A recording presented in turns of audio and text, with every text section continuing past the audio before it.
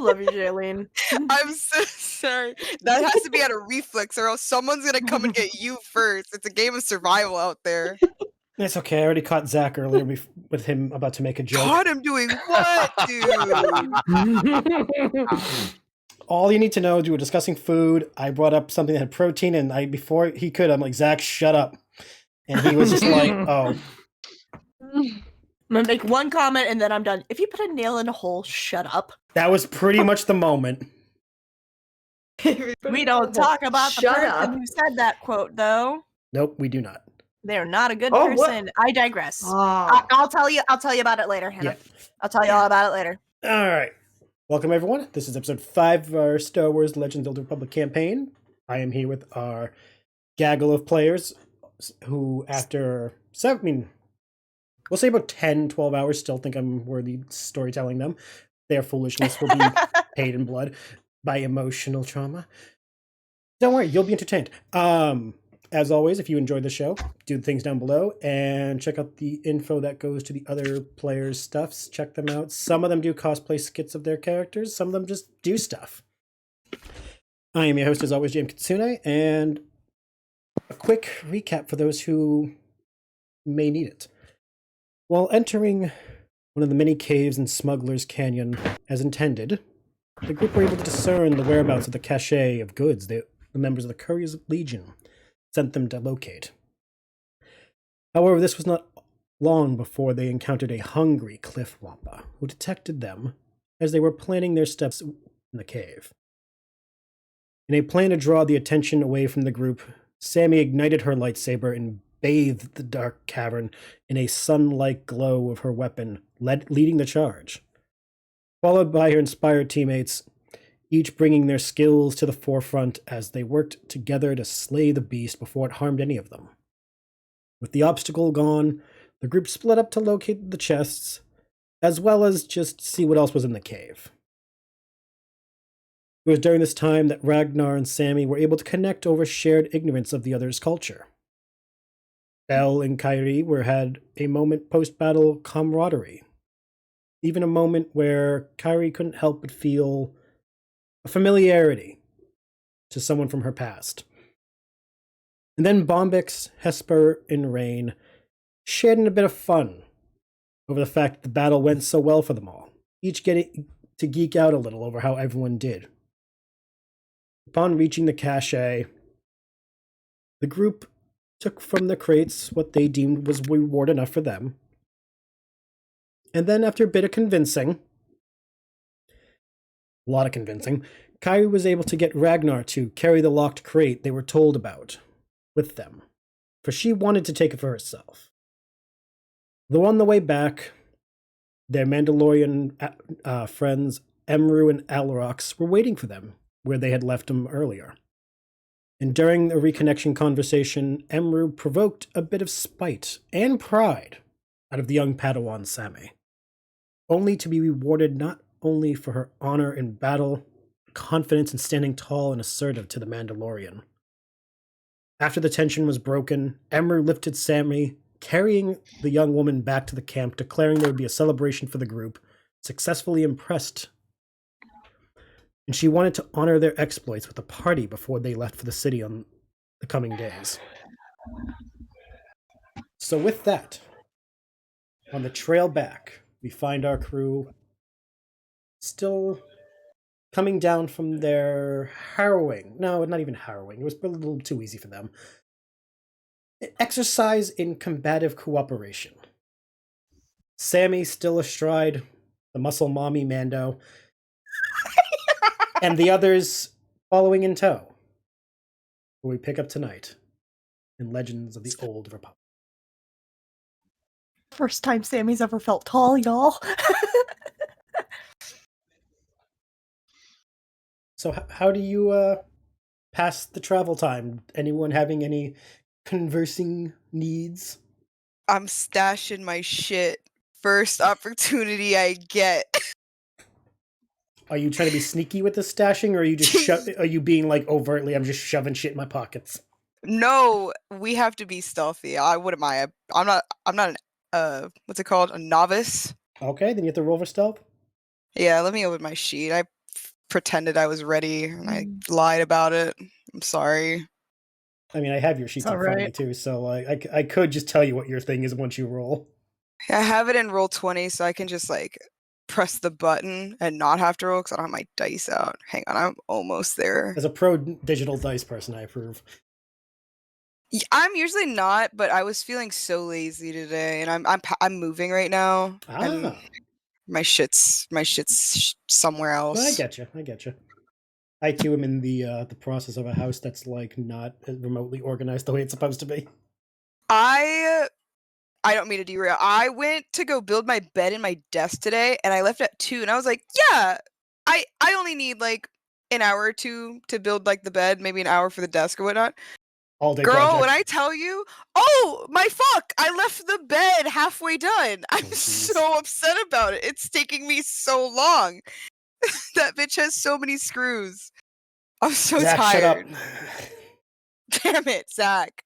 I'm grieving. Anyway, I'm rolling stealth. I'm so sorry. Yes, stealth.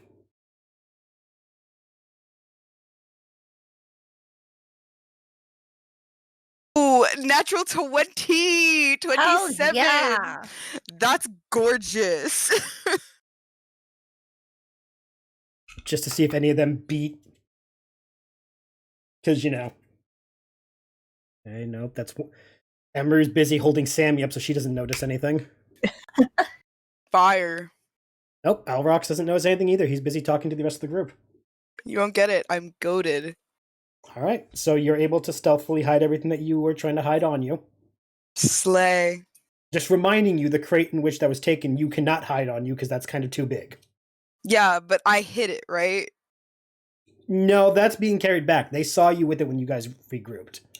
Ooh. Yeah. Isn't Ragnar still carrying it? Yeah, Ragnar's still carrying it.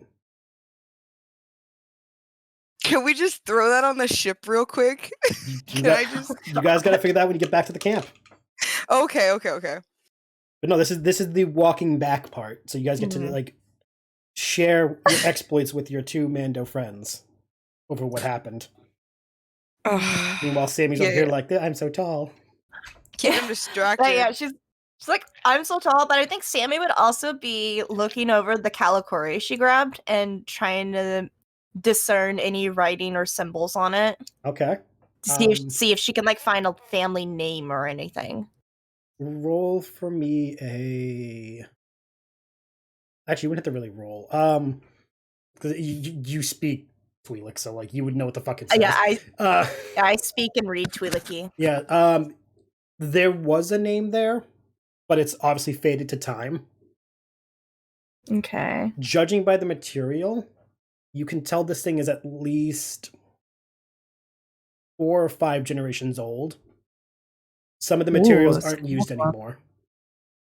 Okay. Like they've fallen out of favor, and like other things have been used instead due to like either resource scarcity or simple like this will last longer type deal.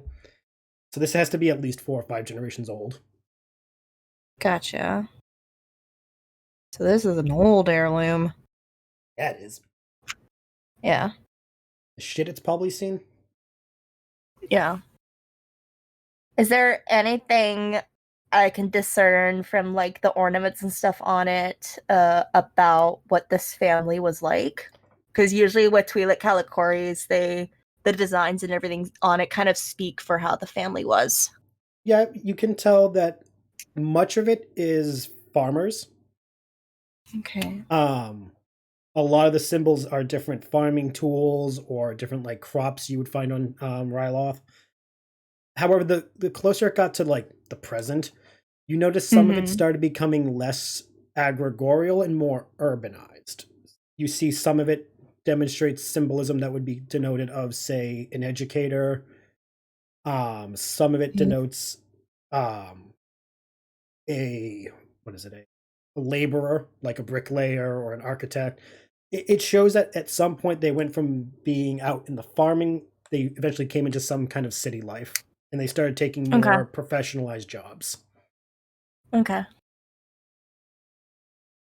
She's gonna make a mental note when they get back to the camp if how do you pronounce his name? Rasika is around. Yeah, Rasika. Not to typecast him as another Twi'lek Masim. Maybe if he can will know anything about it. No, but it's worth asking.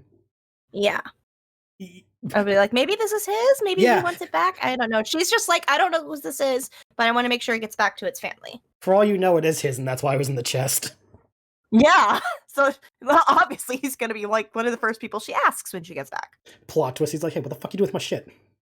I found it. Yeah, that's what she's doing. She's not really talkative. She's just looking over the Kalikori and trying to brainstorm what to do with it. Okay, fair enough. Hesper, you had a rousing time last time. What's going through her brain on this way back? She's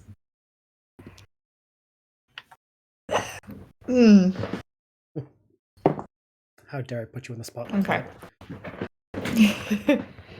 She's doing all right. She seems a little in her head. Ah. Ready for her thoughts? She's got the her hands in her jacket pockets. It just kind of staring ahead. Staring blankly ahead. I need Hesper to give me a Okay.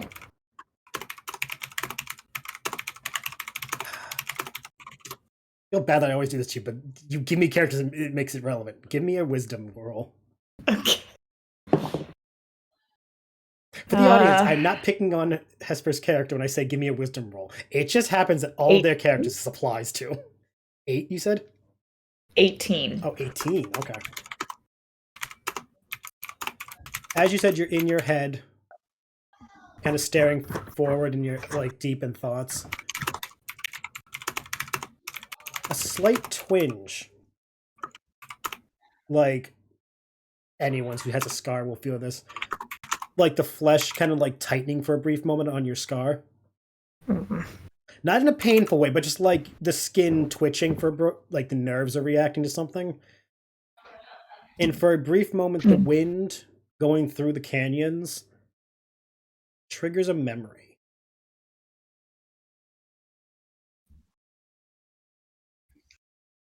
For some reason, this isn't obviously what you hear, but your brain, you know how the brain works. You find yourself remembering hearing your mother and father shouting, Hesper, no. It comes as quickly as it goes. And you're left dealing with that memory.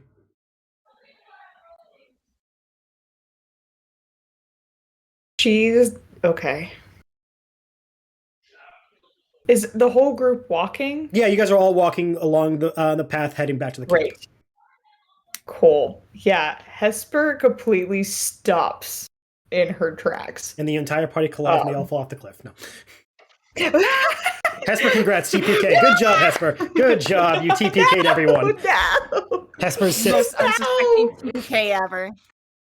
This is how we start Hesper's Sith arc. Good job. We started it very well. The plan went off without a hitch. But yeah, she stops. No, my friends.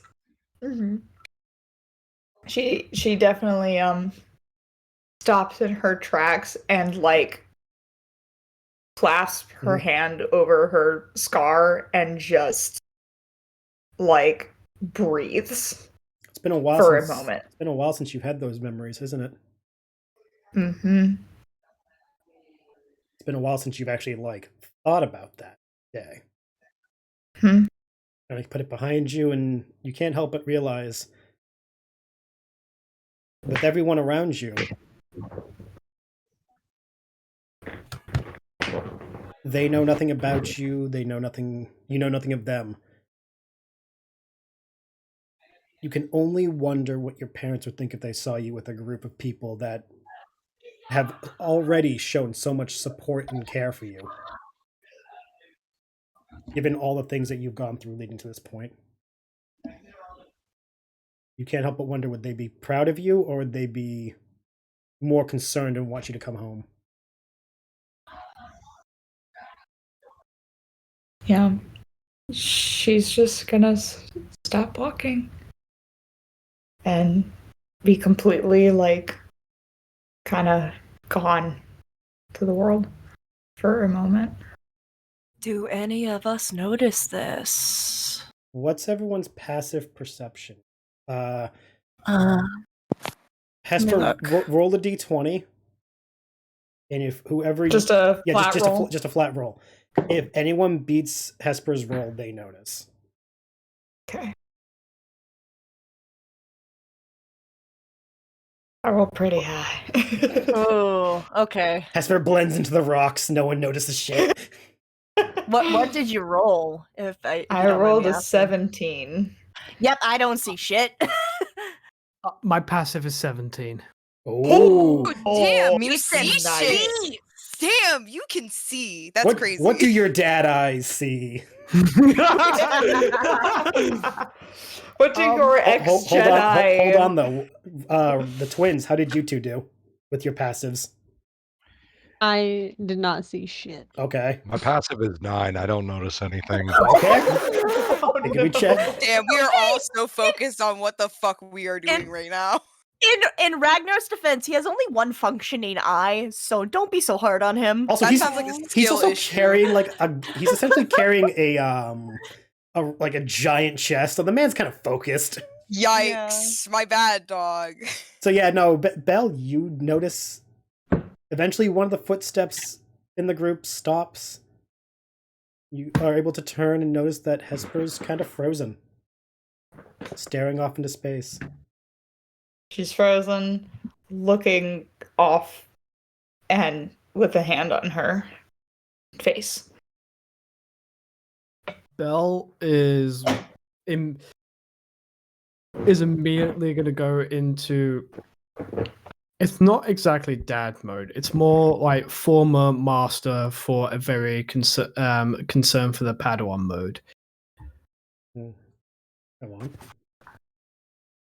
So, Hesper? Hesper. She doesn't notice at first.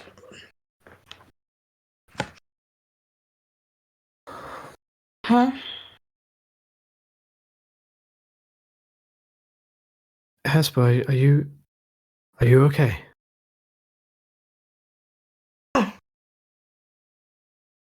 Yeah, sorry. Yeah, I'm good. I'm good. Even with the eye coverings and the face mask, you can tell he gives a certain raised eyebrow look of, yeah, bullshit.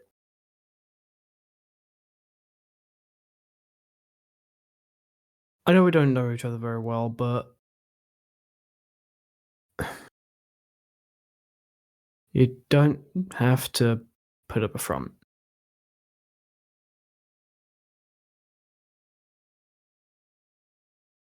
I'm fine. It's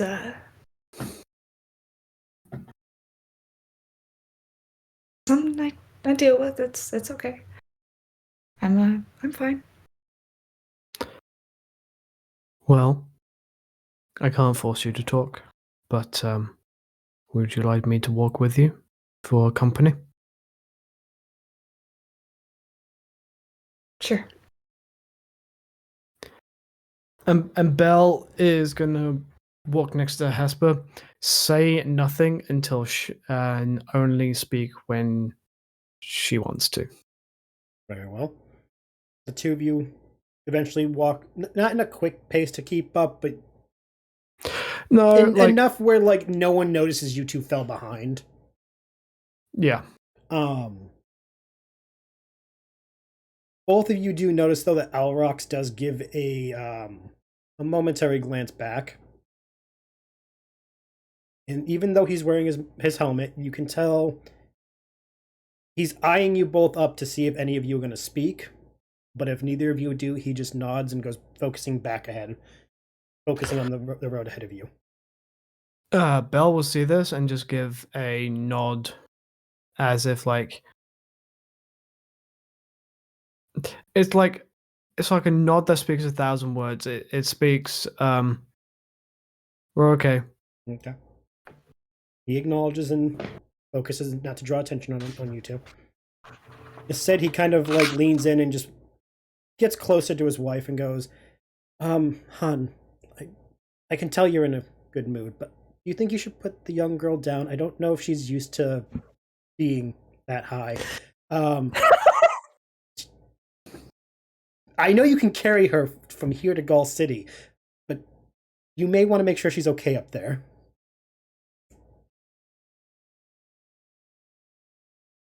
And as he says, he looks up to you, Sami, as to be like, if you want down, I'm helping you out here. If you want to stay up there, you're fine. But if you're trying to get out, I am giving you the out now. Can I come into the out now? She's comfortable up there. She's fine. Okay, she's gonna just be like, "Nah, I'm good." Yeah, Okay. she's focused on the Calicori. She just looks down to Alrox, like, I'm all right. Immediately, Emery looks at her husband. Girl says she's all right. No need to be concerned. And like takes a longer stride as to feel like, this is girl time. Get the fuck out of here. Girl time. We don't need no men in this little situation. This is about me and my new protege. Fuck off. Is she from Boston now? Because that's canon. I love that. I'm obsessed with it. I kind of want that to be canon now. You leave me and my adopted daughter alone. Earlier, I was joking with Jill and Zack that these two are 2 steps lower than Gomez and Morticia if they were Mandalorian, if that helps with their like dynamic. Yes. But can they please be from Boston? At the risk of like indulging that accent of mine, I'll try to make that canon. Slay! Oh god, if that accent becomes stuck, I'm gonna make it your problem. It'll probably happen to me. Oh yeah, it'll probably happen. Speaking of, what does Kyrie do now that she's got her shit hidden and the group is heading back? Open your mouth. Don't be suspicious. Open your mouth. The limelight's on you.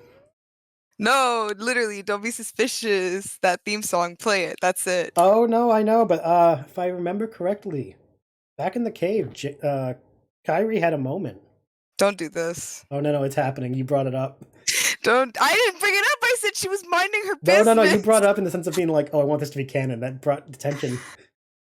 Oh, that's horrible.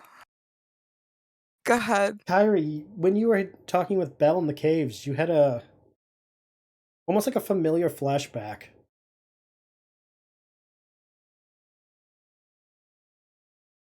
Yeah. Have you dealt with that yet? Or is Kyrie still We're gonna bottle that shit right up and label that shit next Tuesday or something.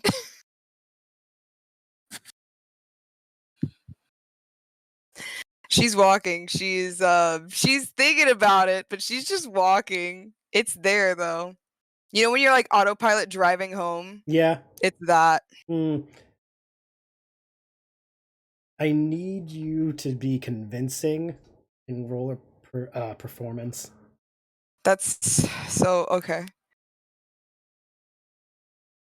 I want the twins to roll perception. I rolled a 22. Okay. I want both twins to still roll a perception. Ragnar, though, gets advantage. Because ever since the cave, he's been watching Kyrie. I don't like that.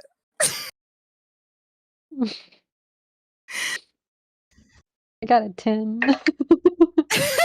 Rane is That is busy a thinking about natural 20. Oh my god. So, wait, natural 20 plus what? It's -1. I physically cannot beat it. Okay. So all Ragnar notices is that Kyrie's being shifty. Being shifty. But given the history they've developed so far, he can't tell this is out of place. He is, however, remaining very aware of you since wanting this crate that he's carrying for you.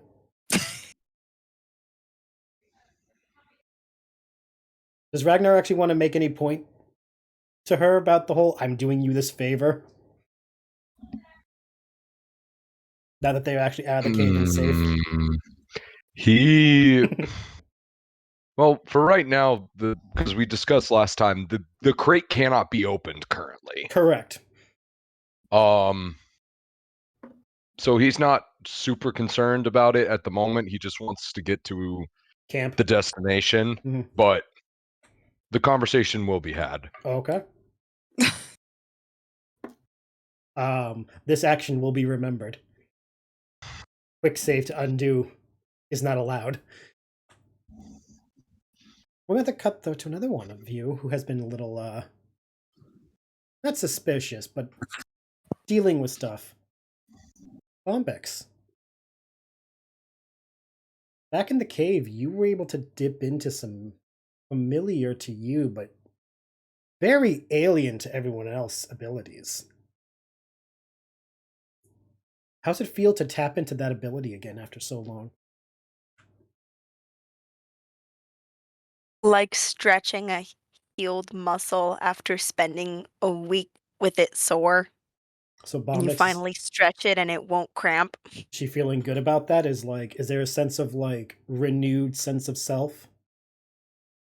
There is a little flicker of confidence that's sort of like it's keeping her calm Okay. and she keeps to herself. But it's not like trying to word this. No, you're good. Yeah. She's not overtly like, hell yeah, I'm the shit. But she is very much pleased in her own way. When's the last time Bombyx was able to do anything like that?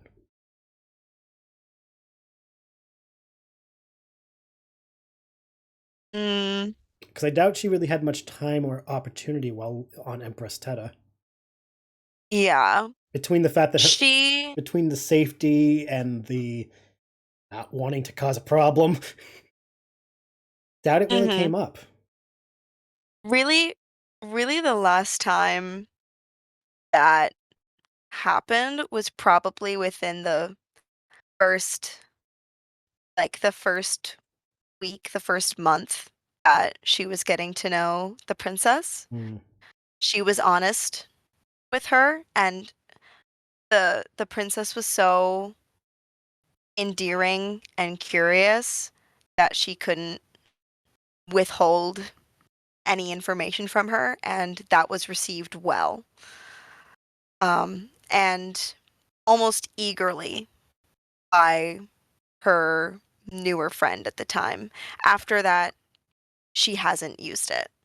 So the last time she used it, tapped into that aspect, was just for a minuscule demonstration. And to think, the 6 people you travel with, none of them reacted badly to you doing it to help them. For Bombyx, that must be a huge thing to be accepted and even seen as something good, not recoiled away from. She's still definitely like anticipating, like there hasn't been a reaction, but not a large one. So she's anticipating hearing things about it later, and she doesn't know if it's going to be good or bad. But she's like, people might have thoughts or opinions about that, and to be honest, I don't really want to hear them right now. Okay. Mm-hmm. Speaking of someone in their thoughts, what is Rane doing on their walk back? She was able to get the party flowers. Yeah. And she was able to bond with some of the party over their battle. Yeah. She's kind of just chilling at the moment. I think that she's keeping a close eye on her brother because she still feels kind of bad that she not bad that she left him to fend for himself, but is now like, okay, we're all back together. I want to hang back with my brother. And she's kind of watching him, and she's definitely curious about the crate. She's definitely like, I want to know what's in there too. Picture trying to pick its lock. But I think that she's honestly just trying to take in that she's inspecting her new little toys that she has and her little trinkets that she got from the battle, and she's also reminiscent about the fact that she just did something with other people and it was helpful. Like she was helpful but she didn't do it by herself. The camaraderie feeling. Yeah. Okay. Do you and Ragnar talk at all during this little walk back, or are you kind of staying silent? Kind of staying silent, just kind of waiting for other conversation to be had so that she can pipe up. Okay. Does Ragnar feel like being a chatterbox?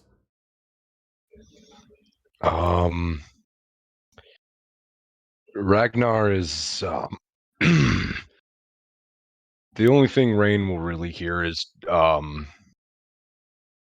just a little bit of him just kind of clearing his throat. And that's about it. Okay. Also, before I forget, I need you to do a strength check. Okay. Well, it is a crate, and like, yeah, you can probably hold it, but like, even anyone who's carried anything heavy is like, oh yeah, I can lift this. Oh god, my arm's getting tired. Yeah. That was a dirty 20. Oh yeah, this is nothing for you. You could probably take another chest of this weight and be fine. Cool. Hell, if you want, you probably could have one arm like over the shoulder type vibe if it was the right size, but it's just a little too big. Yeah. The two of you, our favorite twins, notice though, as the group is walking, you notice a shadow coming over you as Emru backs up, letting everyone walk ahead, and she kind of falls behind you two and walks just behind so that you three can talk. With Sami on the perch. Just act like I'm not here. Sami goes into wallflower mode, like, oh shit, don't talk. Yeah, she'll like notice, like, oh, and she'll just kind of like stare off into space and try her best not to eavesdrop, but she's also a little shit and might eavesdrop. I'm totally not eavesdropping. Puts the comm link near Emru's mouth. You two. What is your relationship with your father currently?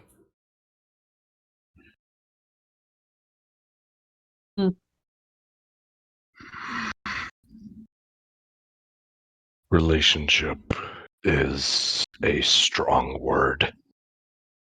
So it's like the rumors are said. You two are on the outs with your... That's not mincing words. No. Amongst some of the clans, there are rumors that Orm and Lilith's heirs are no longer in Mandalore. I thought they were just rumors, but seeing you two clearly makes that true. And hearing your answers, it does give me pause. You two know why your father hates my clan, yes? Or does he never talk about it?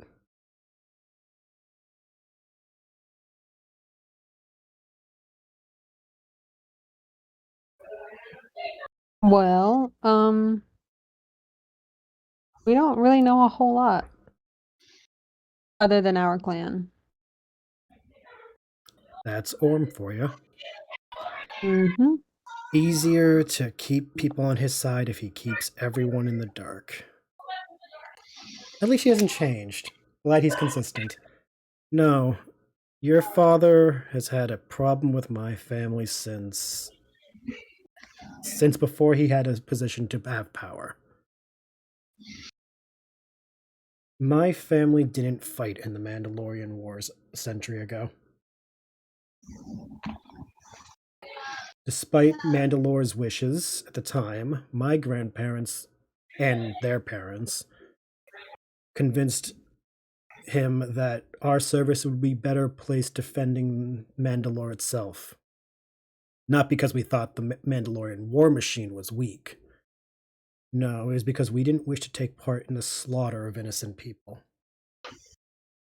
Civilians did not deserve to be bombarded by basilisk war droids. We didn't want to enslave those we defeated.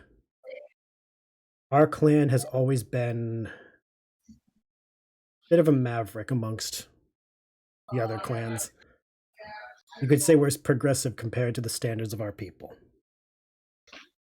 Definitely has left us ostracized in many circles. Your father particular. He's petitioned at least 20 times to have all my lands and claims taken from me. Before you were born, even. Judging by how you two look. Claiming that we are an insult to Mandalore itself, because we didn't take part in any of the wars, and we helped Jedi after the war. Seeing you travel with the Jedi is very inspiring. Shows that maybe the next generation actually has a shot at not repeating the past.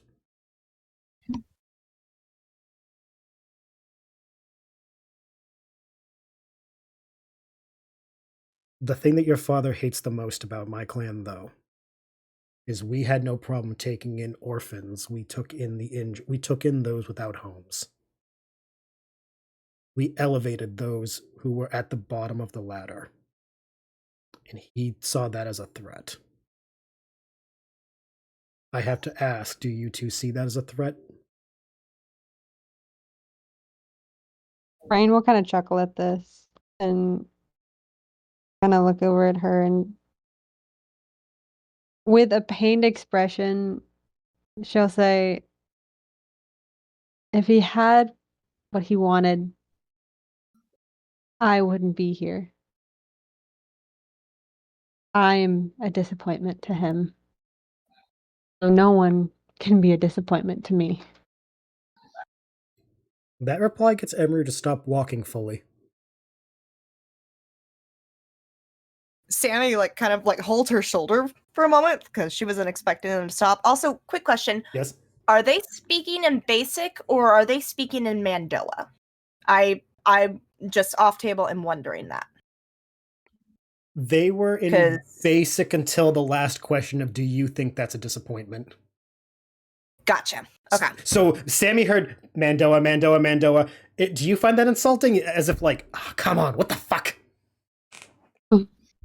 And then you heard Rane in Basic. Gotcha. She kind of looks up at you, Sami, and goes, I think this might be a moment for them. Go catch up with the others. And she lifts you and puts you down. Yeah, I was going to suggest, she's like, I'm going to go. She puts her hand on your shoulder. You're not in trouble, little one. I just don't think you need to see this. She'll give a concerned smile to the twins and just nod her head. I'm just gonna go. And she will go catch up with the rest of the group and just kind of walk in silence. Do one last concerned look back to both of them before facing forward and continuing to walk. She kneels down to you, Rane, and puts both hands on your shoulders. You cannot be a disappointment when you did not volunteer to be someone else's wants. You did not ask for what they expected of you. You were simply born who you are.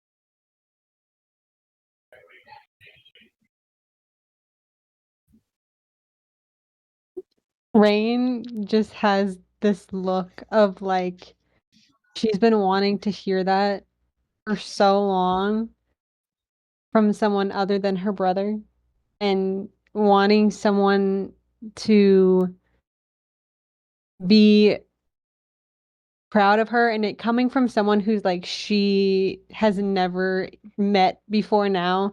There's that little voice inside of her head that's she's just saying this because she wants you to feel better. But there's that other louder voice in her head that's no, it's true. It's true. And she kind of feels she's connected with this with her on a different level and like feels very like this is my person for right now. I'm just gonna stand right here and this is where I'm gonna be for right now. Rane is mentally filling out adoption papers like, so can you sign this? Yes. Sign Yes, here, here, 1000%. here, initial there. Yep. Ragnar, Yep. we're getting a new mom. Yep. She's like, you know what? She's got me whether she wants it or not. Like she's got children, she's got an heir if she wants it. I'm here. I'm ready. You know. Yeah. She But she's looks. also Go ahead. trying not to have the face of that. She's just like trying to be stoic, but she's also not doing a great job of it. Roll a performance. Like, how convincing is she? I'm gonna tell you right now, she's not. An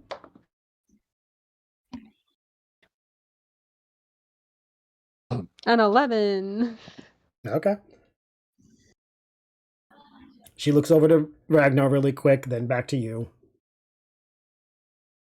Rane, Alrox and I have not been to Mandalore in years because I want to continue a promise that my parents made me keep.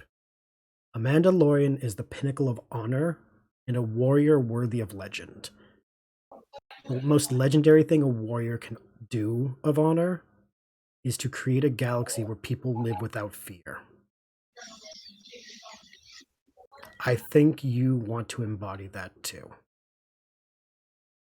Yes. So with that in mind, whatever part of your brain is Oram speaking, kindly tell him to shove it up that tight bucket of his and go get eaten by a mythosaur. You are not his puppet. Neither is Ragnar. She like very slowly lets go of your shoulders and then like walks ahead, leaving you two a moment to like process what she told you. Immediately picking Sami back up when she gets to her. She just goes, oh, okay, all right, we're doing this again, okay.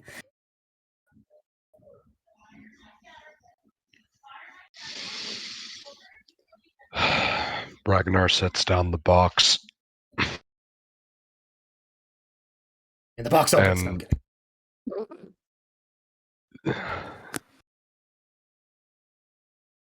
And he walks over to Rane.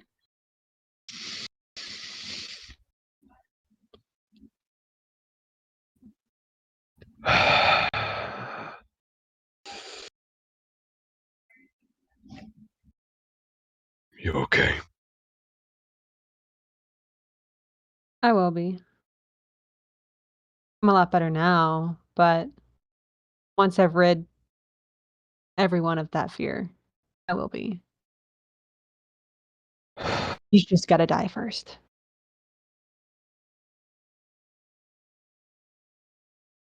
A lot of things have to happen before we get there, though. I understand, but if he thinks he can scare me, he's wrong. And I don't want anyone to be afraid of him.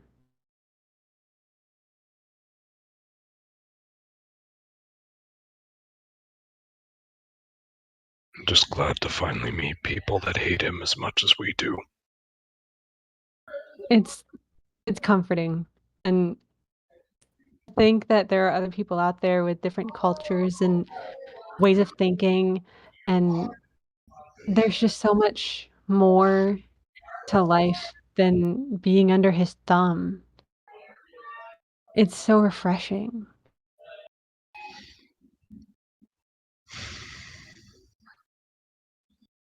It is good to not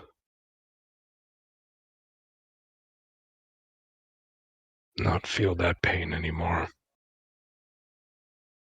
But unfortunately, the sting remains. But I think the sting is what makes us stronger and continue to carry on. Because no matter how much that sting hurts, it's the drive to continue that keeps us strong.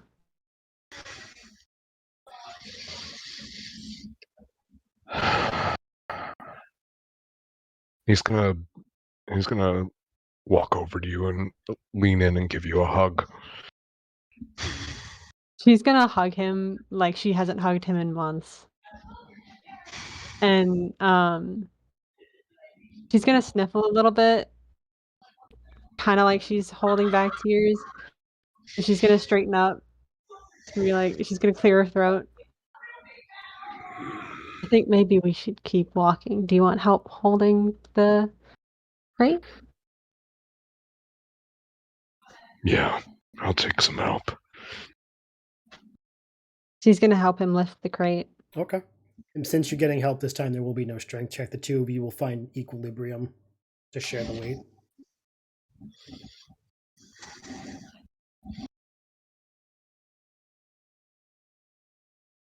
The walking continues for a little while. You guys eventually get not a faster pace, but a more even one to get to the camp before it's too late. On arriving back, you notice that one of the ships is gone, and only the Mandalorians are there in the camp. Your ship is still there. Do not worry. Your ship is still there. Emphasizing yours is not the one gone. Yeah, I got really nervous. Once you guys arrive, Alrock says that he's going to go into their ship and start preparing meal, asking if anyone had any requests. Emru sets Sami down and says, I'm going to get my contribution to the party, the drinks. And she saunters off towards a chest that's next to the other ship that's still here and starts rooting through it. What do you guys all do now that you guys are back at camp?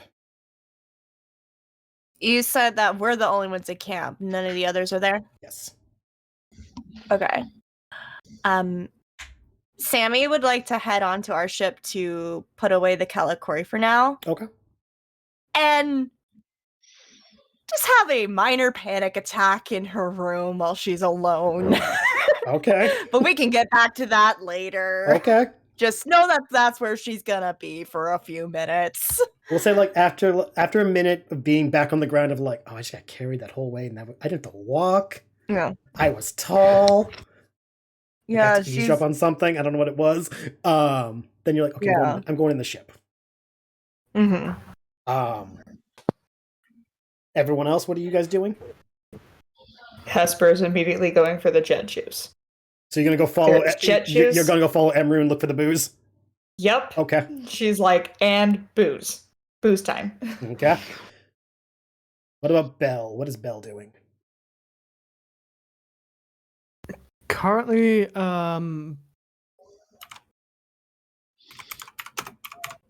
Bel is gonna also head back to the ship.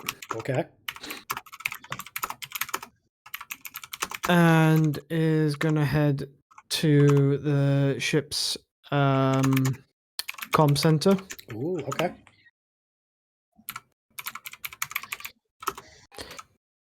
And is gonna hold up. Hey. Where are you? Really quick, are you trying to be like secretive, or are you just walking in there not making a? Oh, I'm just walking there. I'm not making a big scene out of it. I'm just got making nothing sure. to hide. No, it's nothing clandestine. And is going to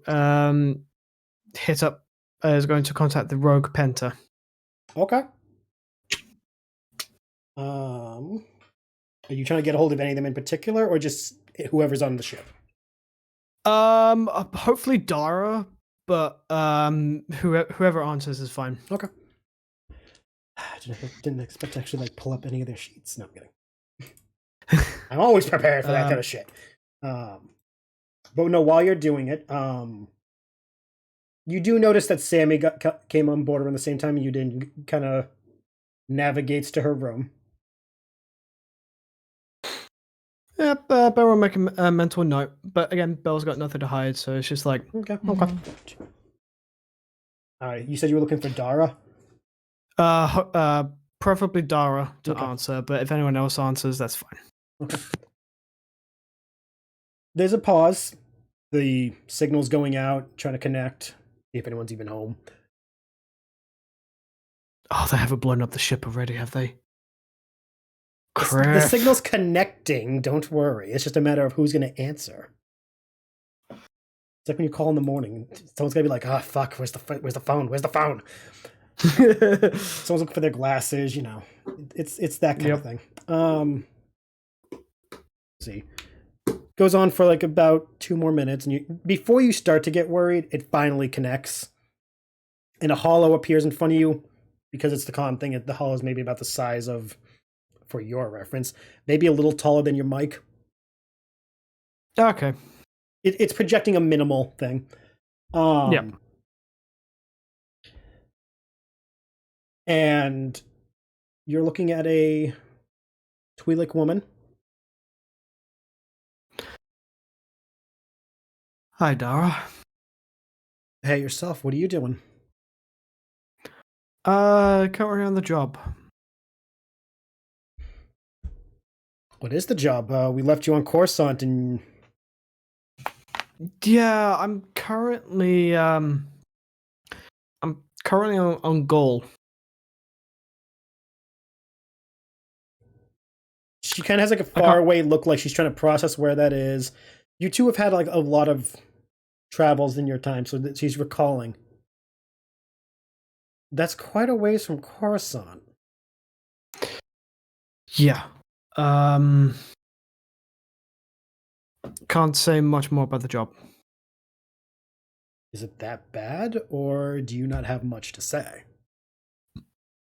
Not sure how much I have to say. Well, I'm not sure what I'm allowed to say. Let's just we'll keep it at that. The less I say, the better. All right. Everything going okay? Bel kind of looks like to the back of the like to the rest of the ship. Yeah, everything's okay. I'm with a good group. Hope so. We kind of left you there and hope for the best. It's not often you get called from old friends. Yeah, well, it's been a while, so I figured it was something important, and it is. I know how much the order meant to you, especially after. She pauses and just lingers. Yeah, I know. Crux of it is, this might be a crew for the long run. She sits there and thinks about it, for what you're saying. Can I get in writing who you're leaving the ship to? You know how the others will fight over it.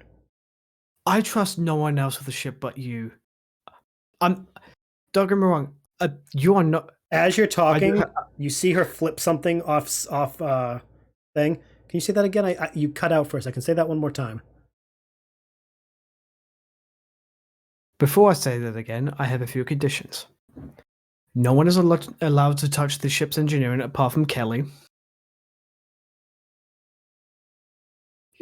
Keep Zeeb away from any high ordnance. You hear her very loud in the distance.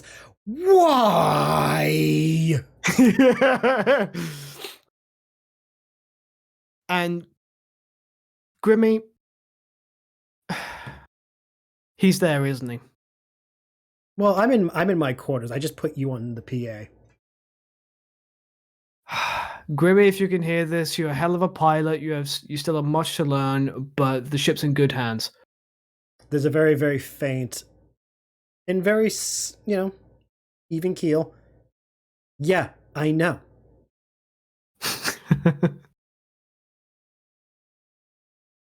But I leave the ship to all of you.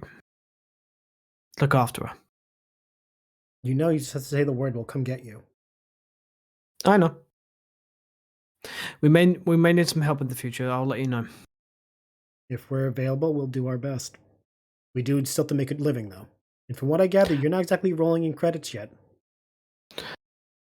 Well, Do the Jedi even pay for this kind of gig? off the books. Wait. She flips the PA off. I'm being serious, Bel. What do you mean off the books? The Jedi don't do off the books.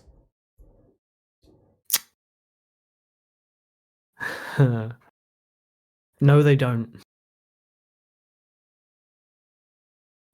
Who are you running against?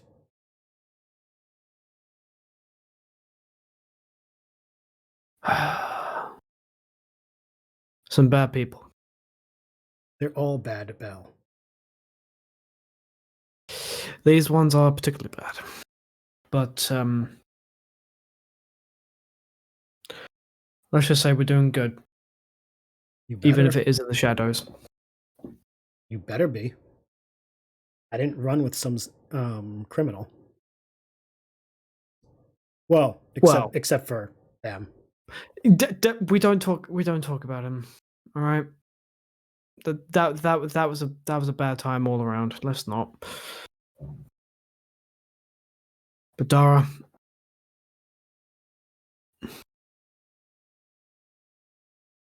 I trust no one else but you. That's because to you're run not that stupid. crew. I have my moments. Not many, but you do have them. I'm smart enough to know that the ship's in good hands, and the crew's in good hands.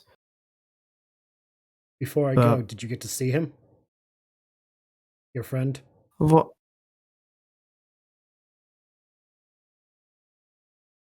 Above table, I didn't I? No, you didn't. He bailed before you guys came in. Funnily enough, no. Shame. You kind of were looking forward to finding him, weren't you? Yeah. It would have been good to see him again. I'm sure wherever he is, he's thinking of you. And how much he doesn't miss you.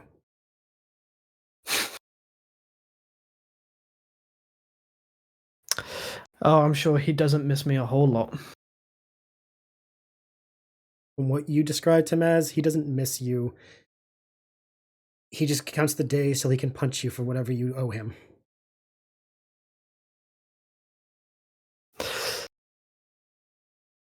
To be fair, we owe each other a lot of punches. Don't lose any teeth in the process. Although, do you want to know something funny before I go? What? I'm running with his apprentice. You're kidding. I really wish I was. What are they like? Spitting image. Must be fun for you, getting to relive all of those old memories. I'm proud of them both already. Don't say that too loud, they might hear you. Oh, she's on a ship somewhere. I'm sure she's eavesdropping. Well, in that case, I advise you to remember you don't have the glow stick anymore. She does.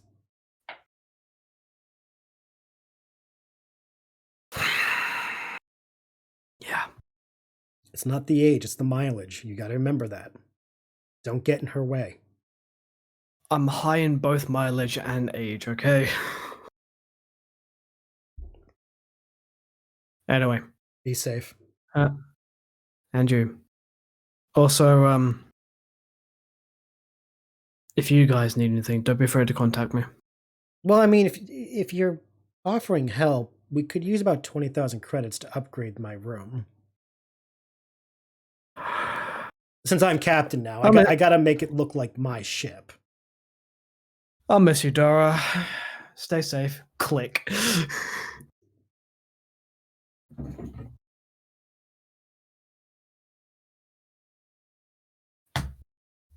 Bel will have a moment of reflection, but with a soft smile. Okay. And turns around to exit the comm center. Was Sami eavesdropping or not?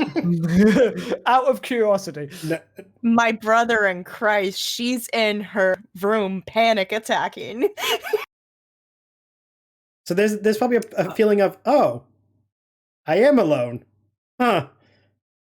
Oh, damn it. You really kind of thought she was going to be well. right there. It's okay, though. You got to have a nice moment with someone you haven't seen in a while. Yeah. Although Bel will go on knock on Sami's room. Part of Sami was played by a panicking Twi'lek at the moment. Please stand by. The door displays like a chibi Twi'lek having a mental breakdown. Yeah. It's just in this position as well. It's a chibi Twi'lek in gremlin mode. Like, please stand by. Yeah. Given how strongly attuned she is to the Force, she's never left the temple, really, ever. And this has all been like a real shock to her. There's all these new sights, new sounds, and new senses. She's still processing all the emotions she's felt from her party members, now realizing the really dumb-ass move she pulled in the cave, and how she did not keep her temper in check around Emru. She's mad at herself for that. So she's having a good old, trying as quietly as she can, have a hyperventilating session in her room. Mm-hmm. Trying just to process all of that. And like trying to ground herself so that she doesn't look like shit in front of the group when she goes back out. I want both of you to roll a wisdom save. Oh god. Ooh. Oh. Where is my saving throw? That is a 14. That is a dirty 20. Fuck me. Bel, the closer you get to Sami's door, you suddenly feel waves of anxiety pouring out of the room. These aren't like anxieties that like you should be concerned about. These are the anxieties of a young Jedi who is grappling with something they never grappled with before. And it's familiar to you because you too were once in this position with someone else. So this feeling you're being hit by is like, oh shit, this again? It's like actually right on cue. And here I thought they'd happen half past a freckle, past a hair.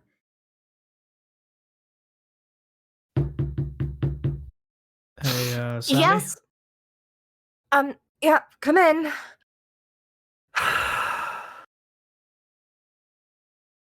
Hello. You dealing with it?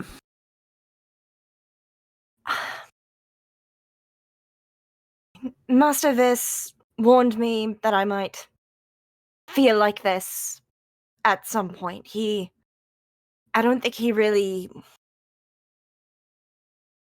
emphasized how heavy it would feel.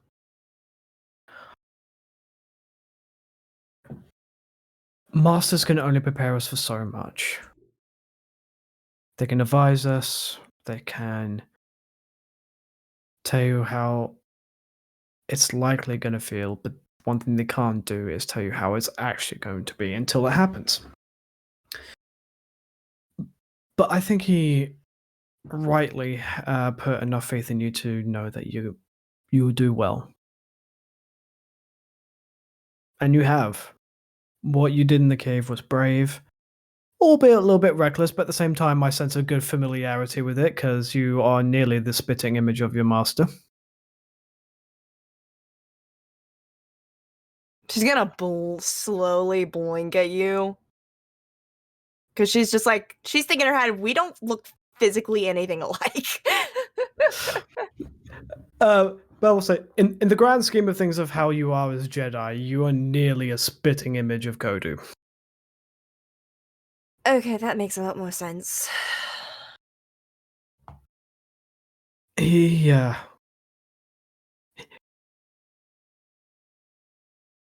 He was also a bit of a reckless one. But he was also very compassionate and kind, which you are as well. I see a lot of his good traits in you, and for what it's worth, I think he'd be proud of you. And again, for what it's worth, I am too.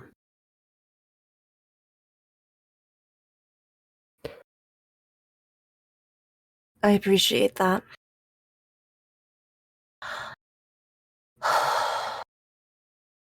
If you don't mind, I'm probably gonna be a bit before I go rejoin everyone else.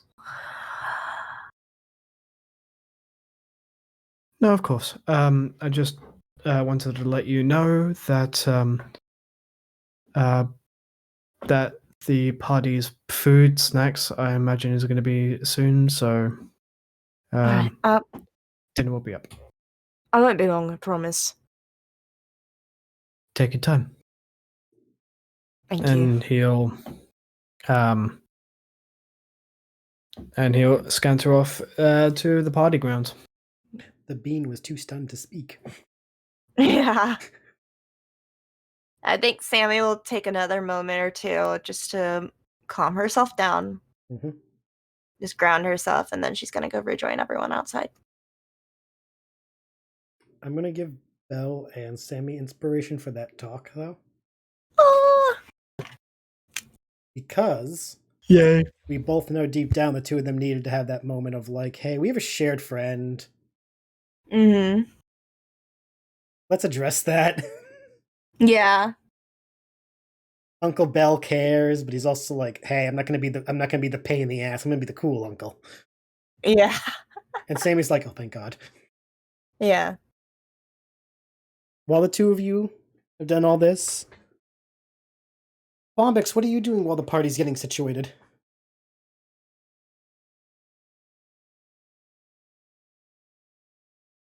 Homie, I'm probably taking a look at that rifle. Oh, that you found? Mm-hmm. Okay. I myself, IRL, am trying to figure out if Bombyx can wield it, but I don't see why you that I'm wouldn't. undecided. You should be able to, I think. Does your class have anything against that? That's what I was trying to figure out. Like I was reading. No, I was I reading getcha. Let's see. Okay, you don't. Like, I don't know how you don't precise. have proficiencies in any blasters. You're only good with simple vibro and light weapons, so you would have disadvantages with it. Okay, heard. That moment, I'm like, wait, does that class actually know blasters? No, it does not. Sadly. No, yeah, because there was like I think in it says like I can use martial weapons, but like the blaster is a martial blaster or something, and I'm like, does that count under the branch of weapon, or does it have to specifically say? Because you're a counselor, right? I'm a sentinel. Ah, that's the problem. Okay, I was looking at the wrong one. I was looking at the counselor. My bad. Hold on. Disregard everything I just said. Let me check that again. Well, no, you still might be right though. I'm not talking about the moment. Simple light, simple vibro, martial light with the finesse property, martial vibro with the finesse property. Okay, you still don't have blasters. All these are based on like melee weapons. Okay, I hear you. Yep. I was just confused when I was reading it. It does list a lot, and unfortunately, with the word martial, like all the way it's described, it kind of blurs together. So no, I get you. That's where I was at. No, you're good. Okay. So then, I don't want to be fooled here. Who in this party can wield a blaster rifle?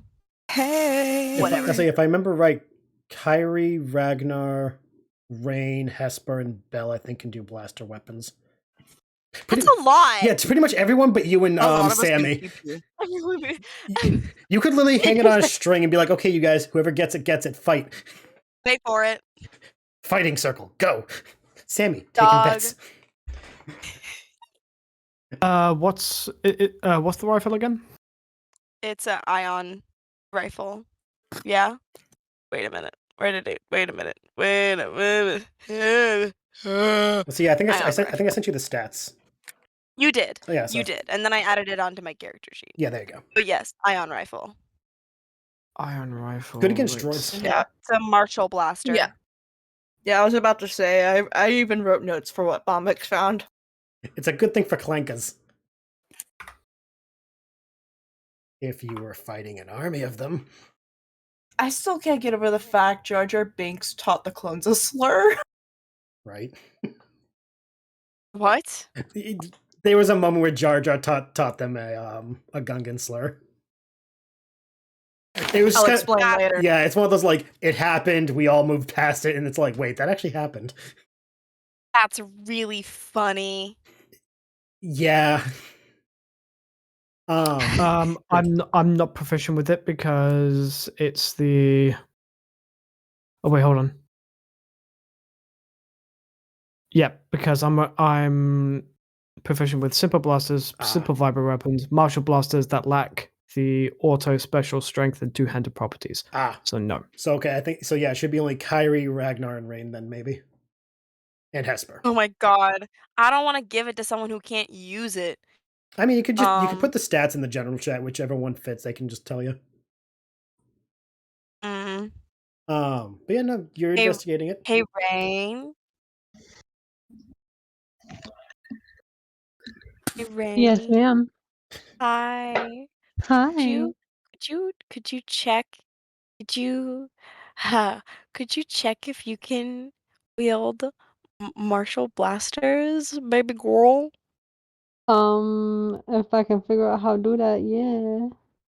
Normally, if you go into your character sheet, I'll, this is how I figure it out. Go into your character sheet and then edit, and then go to class, operative. and then like Wait, proficiencies? Hold on. yeah. No, Simple blast. operative is the same as Bel, so they can do martial blasters that lack auto, special strength, or two-handed properties. So that being said, actually, no, it actually might be only Hesper and Ragnar that now that we're filing it down. Dang. Okay. I mean, if no one uses it, you can sell it. I'll take That's it. true. But still, if we have it, I'd like to give yeah. it to someone who can use it. No, I get you. Okay, you two, check your character sheets. For It's brevity, gonna be Christmas for somebody. for brevity's sake, we'll like have that be done off table. The whole actual, who it goes to.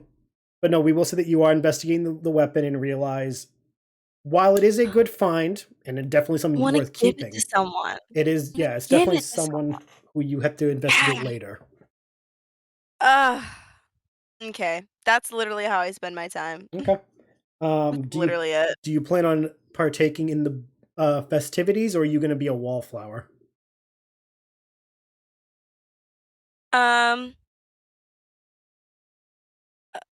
If they got music up in this club? At the moment, Emery was digging through chests with Hesper to get booze. From where you are standing, you see Emery take out a bottle, show it to Hesper. Hesper, how do you react to this bottle? It is about the size of your forearm and is twice as thick, with a very, very glowy blue, almost like a bioluminescent hue to it. Are you for it, or do you say put it back?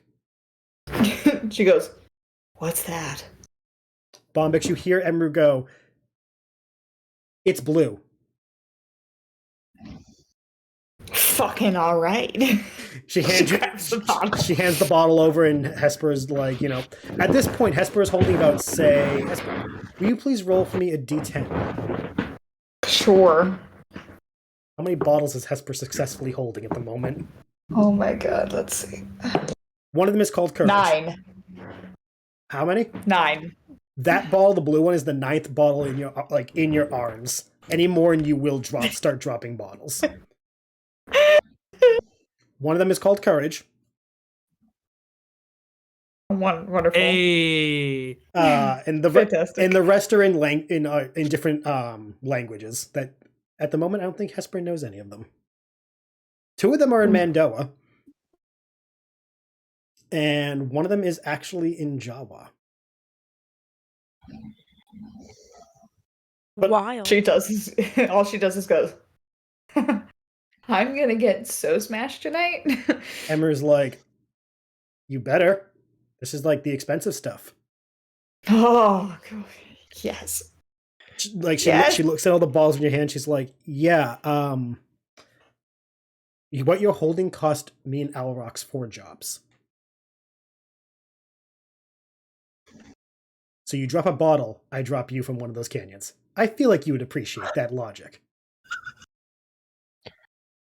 I'm gonna treat these like they are babies. She pats you in the back. Good girl.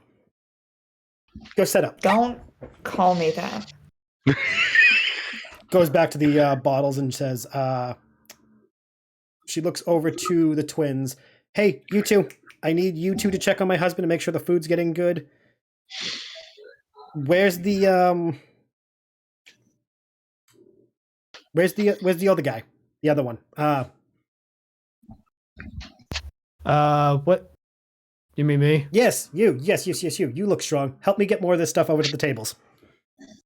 Okay. God, booze! Does Hesper literally shout, got booze?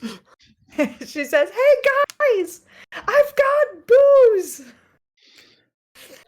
The minute you get over there, Belle, she hands you a bunch of bottles as well. You don't even have a chance to see what any of them are. She just hands them to you, says, follow her, and put them on the table. Do I recognize any of these? Roll a d8. We're drinking. Roll a d8? Yeah, she gave you 8 bottles. Some of these are bigger than others. That's why there's only 8. 5. You recognize 3 of them. The other 5 you've never seen before. You have not even seen the language written on them before. Okay, we've got Spotchka, we have... Oh dear, that's not going to go down well. And what the hell are these? One of them, the one you don't recognize, you pop it open really quick. The smell is so strong, you actually need to roll a Constitution save right now. Oh, fuck me. Like, it is moonshine levels of strong. Thank God for that. 19 total. You get a momentary dizziness. Not nausea, but like vertigo dizziness before you cap it back, and then you go, okay. All right. That's a nightcap. You can even feel your nose through the mask. It doesn't burn, but you're definitely like, oh, that's going to linger. Yeah. Shit. After everyone else is going through the setting up process, Alrox comes out, bringing with him a couple trays worth of food, all of it homemade.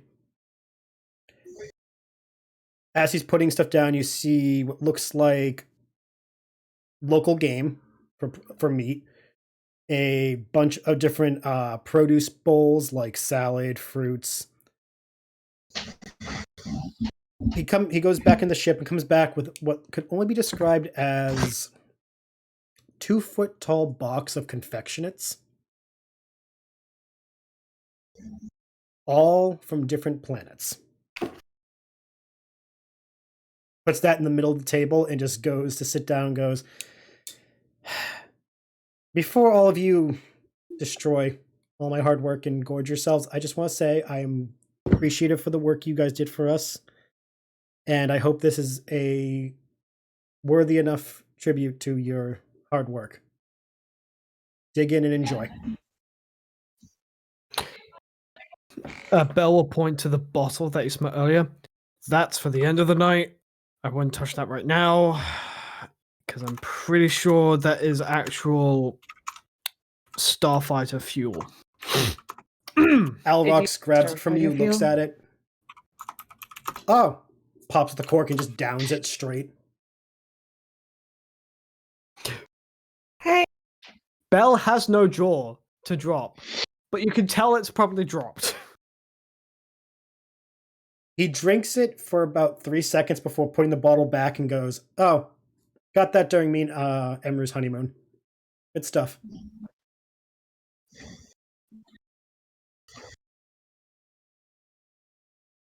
Okay. And just we'll go. Bel will go eat, drink, anything. Within reach. Okay. Does anyone go for any meals in particular, or are they just grabbing a bit of everything and stuff in their face? That. The game is cooked better than most restaurants. Like, this is some Michelin chef quality cooking. The fruit is fresher than I think any of you have tried. And the confectionaries are so sweet that some of you actually wonder if you're going to get sick from them. Midway through, we'll say... Actually, no, we're going to say about 20 minutes in. Emru is already on the table, laying there, 2 bottles in. Regaling you all stories of how her and Alrox met. And how he read her poetry. But back then he had a stutter. Because he was intimidated by the fact that she was the best fighter in their graduating class.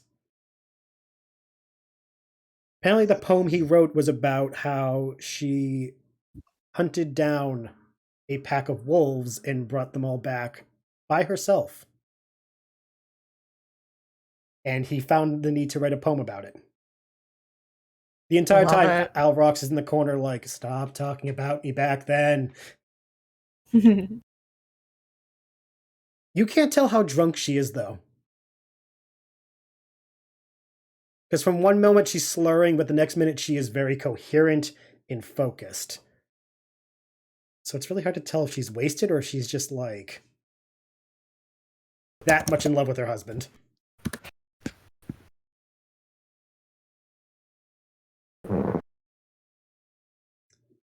I need all of you who are partaking in the booze to roll a con save. Cool. Here we go. Quick question. Quick answer. What if this is our very first time drinking booze? Disadvantage. Okay. Oh, no. Also, really quick. Boy. For those... Oh, no, wait. No, you're about the same age. I need everyone but Bel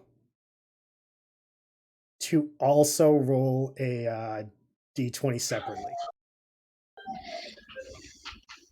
I'm making note of my con save. Yeah, I'll get back to the second. The other one. This is for one of those moments because, like, most of you are humanoid.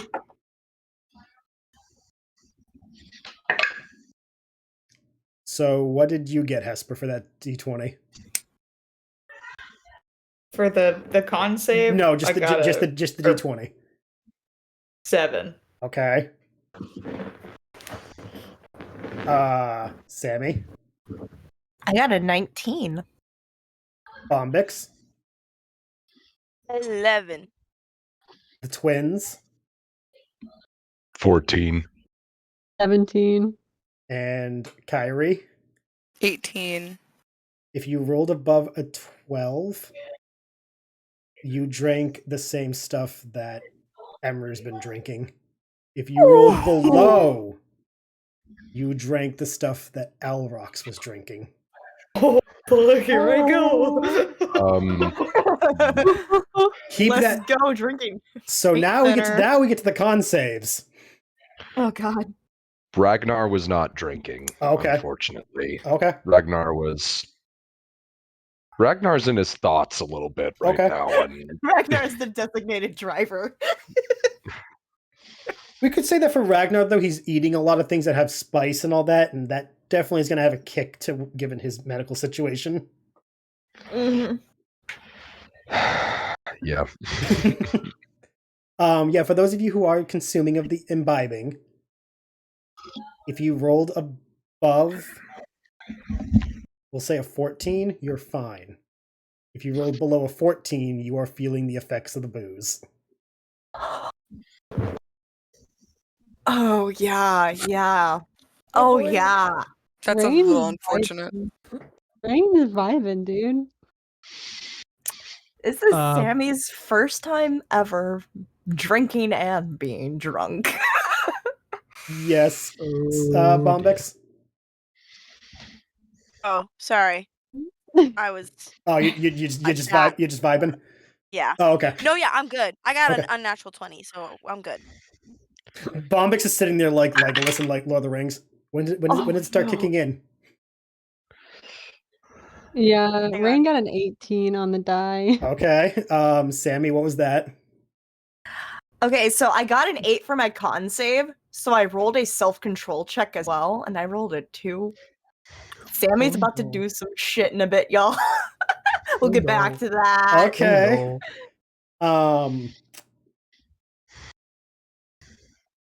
While you guys are all being merry, partying, and all that, Bel rolled. before that, Kyrie, Alvrox. I rolled- Alvrox has come up Okay. is coming up to you while you guys are drinking and all.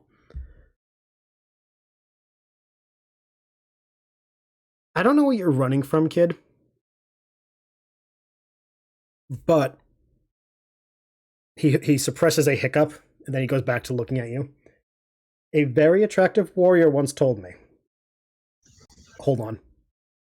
Okay. I wish y'all could see my face. Sorry. Like he pauses again. He's like, hold on. Okay.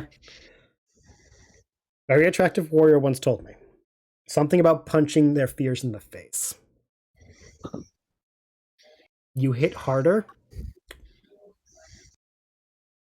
You hit harder when you're standing still. And plant your feet firmly in the ground. And have someone got your... You know what I'm trying to say. My wife is smart and she's pretty.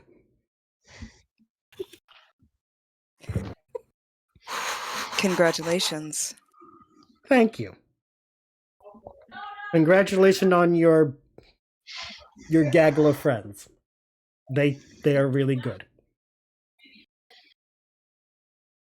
Excuse me, I need to get some of my food before my wife leaves me without a dinner. And then he slides across the bench towards the food. And in sliding, he actually slides off the bench and lands on the ground, laying on his back. What a guy. I just... This man just I likes his can't wife. help but love him more. He's great. Now, Bel, you were saying, sorry. Bel rolled a natural 20 for the con save. He's fine. Absolutely fucking fine. So far we have Bombyx is fine, Bel's fine. Hesper, did you roll fine or no? She intended to get smashed. I Okay. rolled a 8 Oh, okay. for the con save. I mean, you could have failed if you wanted to as well. You didn't have to pass if you. I mean, it's fun to roll Yeah. anyway. But she intended to get smashed. She is intentionally trying to wash away Everything. the bad memories. Okay. She's intentionally trying to wash it away. For those of you who passed the thing, Emery's gonna come up to you and be like, "Hey! You're not. Huh? You're not enough drunked. I can still see one of you all. Fix that."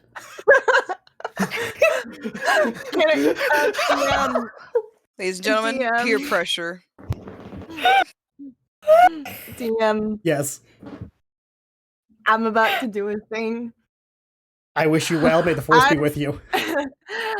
As Emru is turning to talk to the more sober people, Sammy's drunk. Swain has a little shitty grin on her face. She's gonna go like this. Whatever food was on Emru's plate, she's gonna use the force to lift it up and move it somewhere else on the table.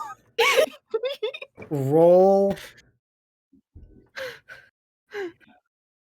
a sleight of hand, Because Oh shit! with disadvantage. Okay. Okay, so that's a 15. You beat her by 2. Nice. And that's what Sammy's gonna do. She's gonna be like grinning, and whenever people are not paying attention to their plates, she's gonna use the force and like lift their food up and move it. After you've moved her, I rolled a 2. I rolled a 2 on my self-control check. She's being a little shit right now. That's fair. As you've moved the food, and Emru finishes telling the others, she looks down at her plate, goes, "Which one of you fuckers stole my food?"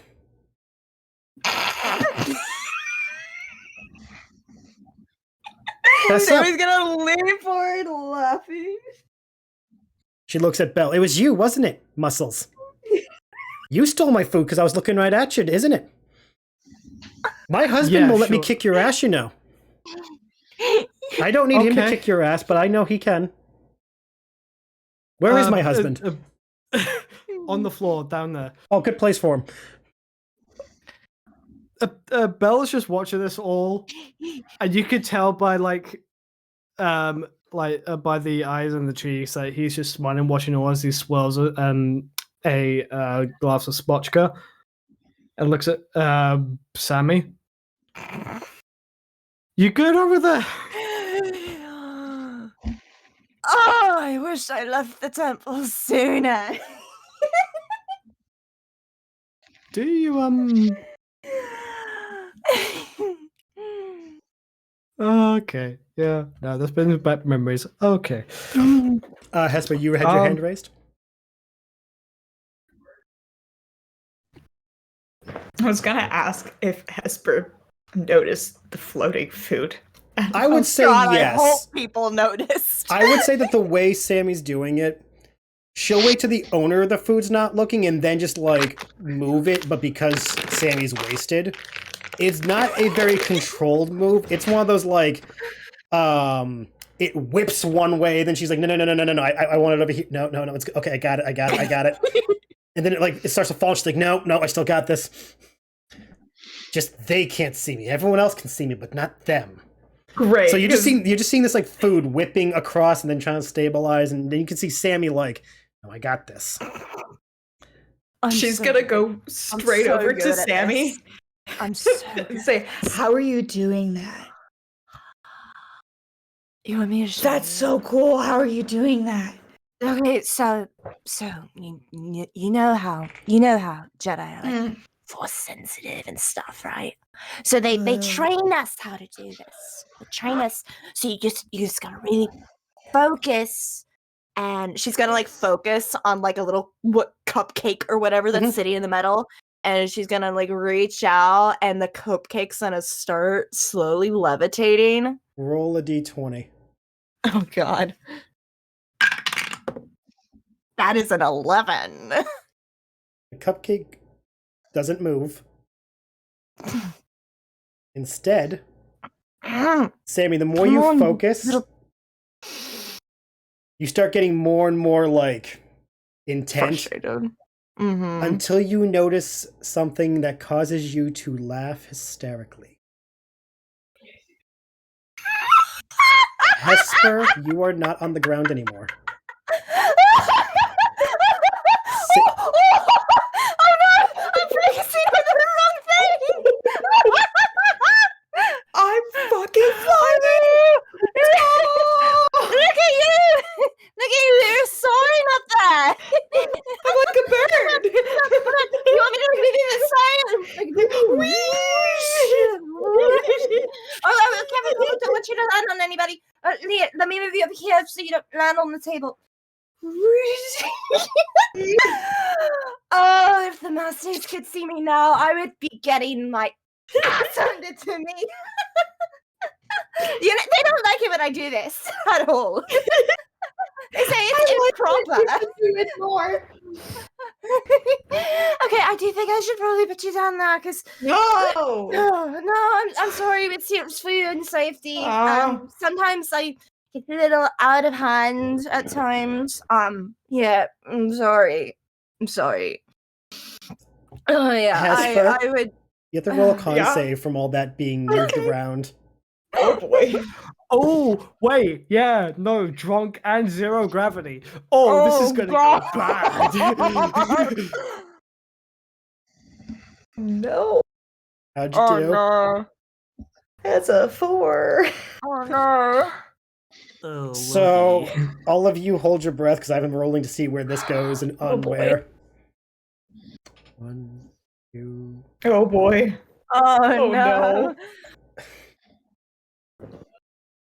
Hesper, you have just enough time to focus as you realize you cannot hold in the contents of your stomach at the moment. Before you have the time to say anything, you have the perfect eye line to Ragnar, who's sitting there quietly, calmly, just watching everything happen. Oh, He is not aware of you looking at him. He's focused on everything else. Oh no, this is so embarrassing. No. This is either gonna be hilarious Oh, or it's gonna go so bad. Ragnar, you hear a noise. Hesper X Ragnar is dead now. You hear a noise, and that is no. immediately followed by the Oh, sound, no. very familiar, of someone getting sick. Oh no. Oh no! And you notice that your armor is now caked in something. Oh no! Absolutely not. Throw it away. Just I- throw the whole thing away. And Sami just watches this and just goes, "Oh, whoops! I'm gonna get such a talking to when I get home." Sammy's gonna slink down in her seat. Hesper's face is gonna go completely like red. Like completely red. She's like, oh fuck. She's like suddenly sober. It's like, oh no. How does Fuck. Ragnar? How are you reacting to this? Oh no! To be completely honest with you guys, he the food on his plate hasn't been touched. Mm. He's just been kind of dead staring off into, so that happens and he's just not reacting. And it was only once he noticed everything started to get a little too quiet that he went,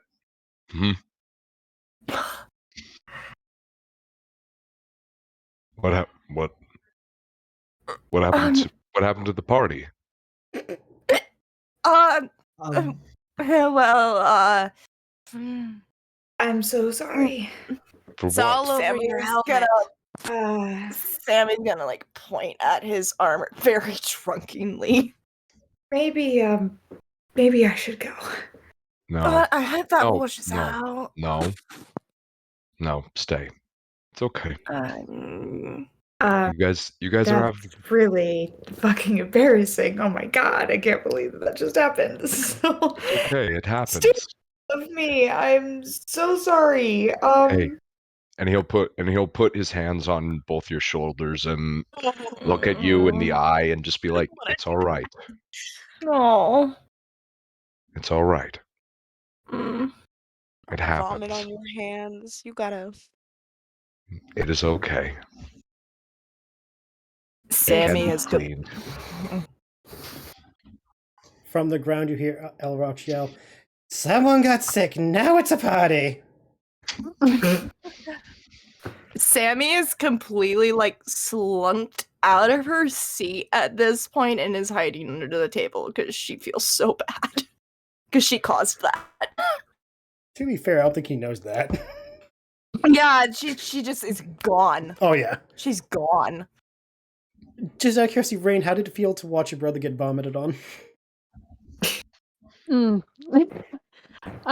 So I miscalculated earlier. I actually got a dirty 20. So Rane is also very aware and very saw everything. And she sees it and she kind of just nods and stands and kind of offers him a hand, like, do you need help cleaning yourself up? He'll look over at her and he's got that 1,000-yard stare And that she'll see his 1,000-yard stare and kind of help him stand, and just walk him out of the room to go help him clean up.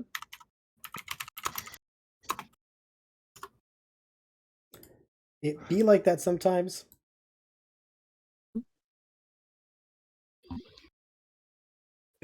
yeah, he'll just start taking off the armor and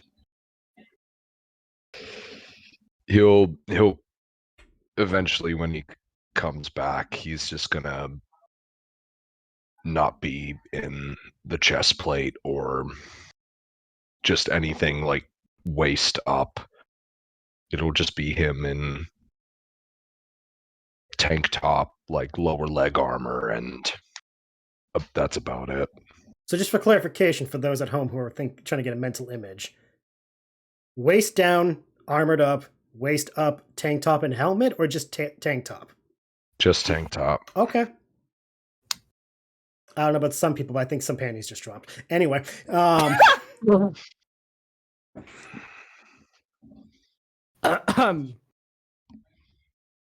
Anyway, you come back, the party's like obviously taking a different turn, but your return does signify a like, okay, he did not stay away, he did not come back upset.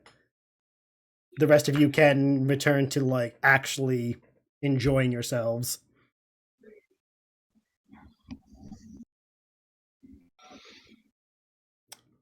Kyrie, you've been quiet in your celebratoriness. What have you been doing? Preceding my Amazon delivery to my bedroom real quick.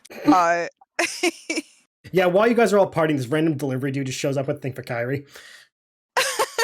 It's the box, dude. I drank. I did a con save. It was not good. How not good? It's really not good. I rolled a 4. Oh shit. Yeah, it was really not good, which really sucks. So you're definitely wasted. Yeah, unfortunately, absolutely. But she's that kind of wasted where, like, you know those people, you have that one friend who's super wasted. They're like, nah, dude, I'm chilling. I'm fine.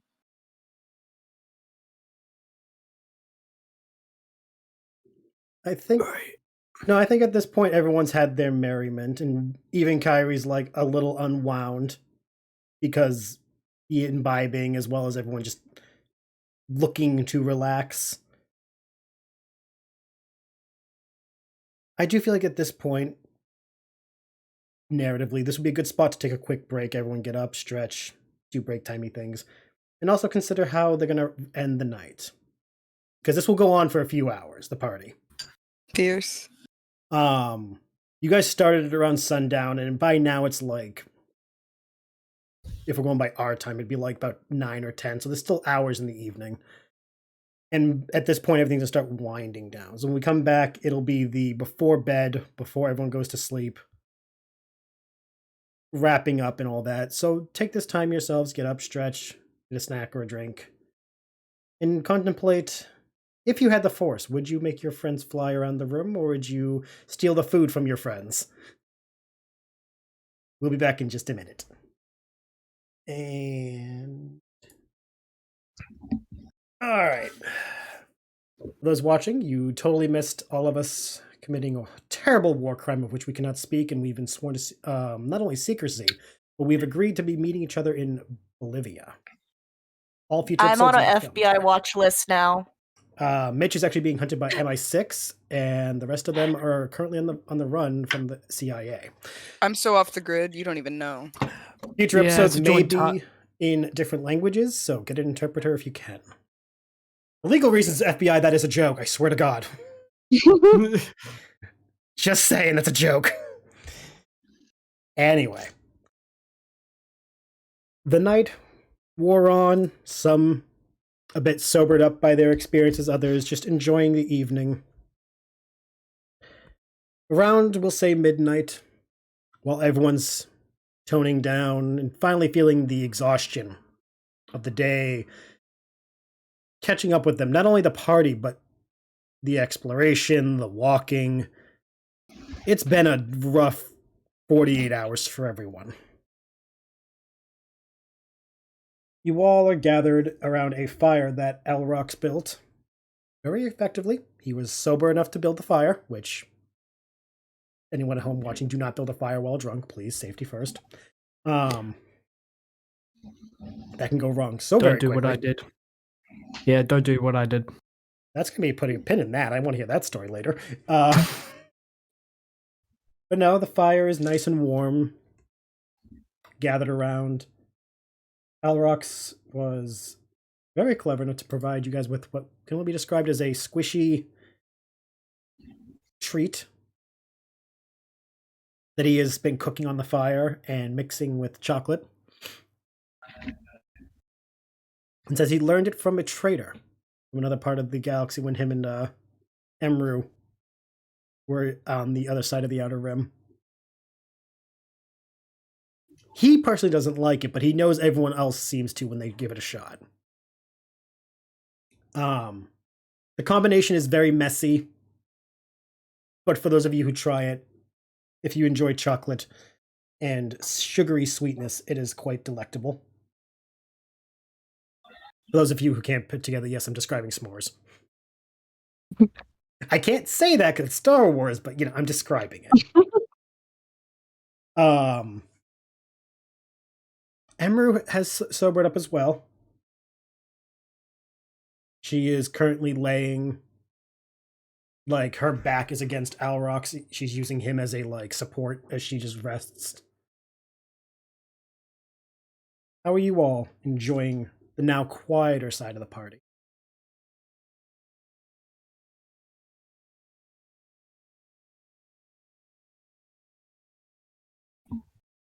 Selah has her hand up. Oh, yes. Oh, that was a Oh, that was a yo, we getting into it. Oh, okay.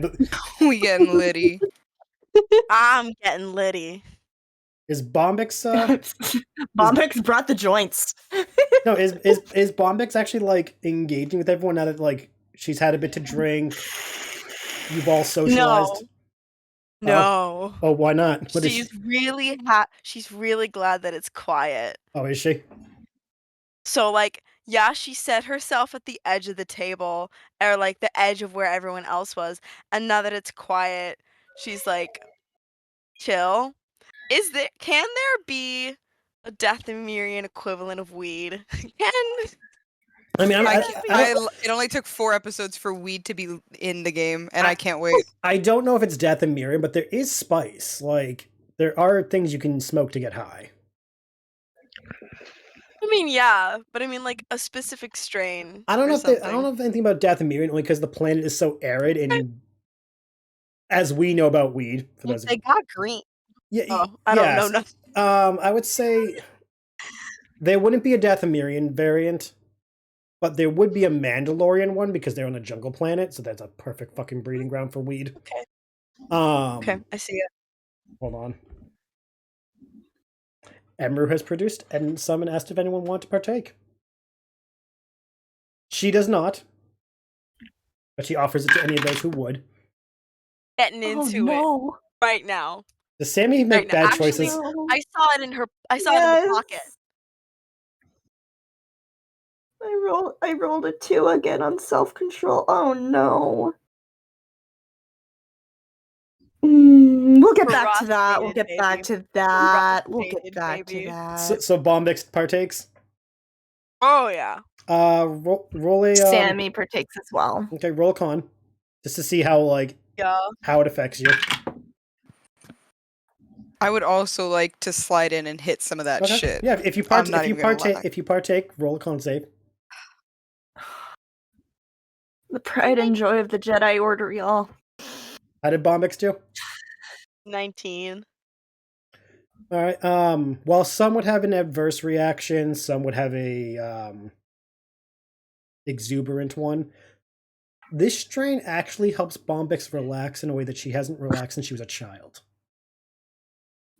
Like, you're actually in a Zen state that, like, you probably not agreed to anything, but you're less walled off.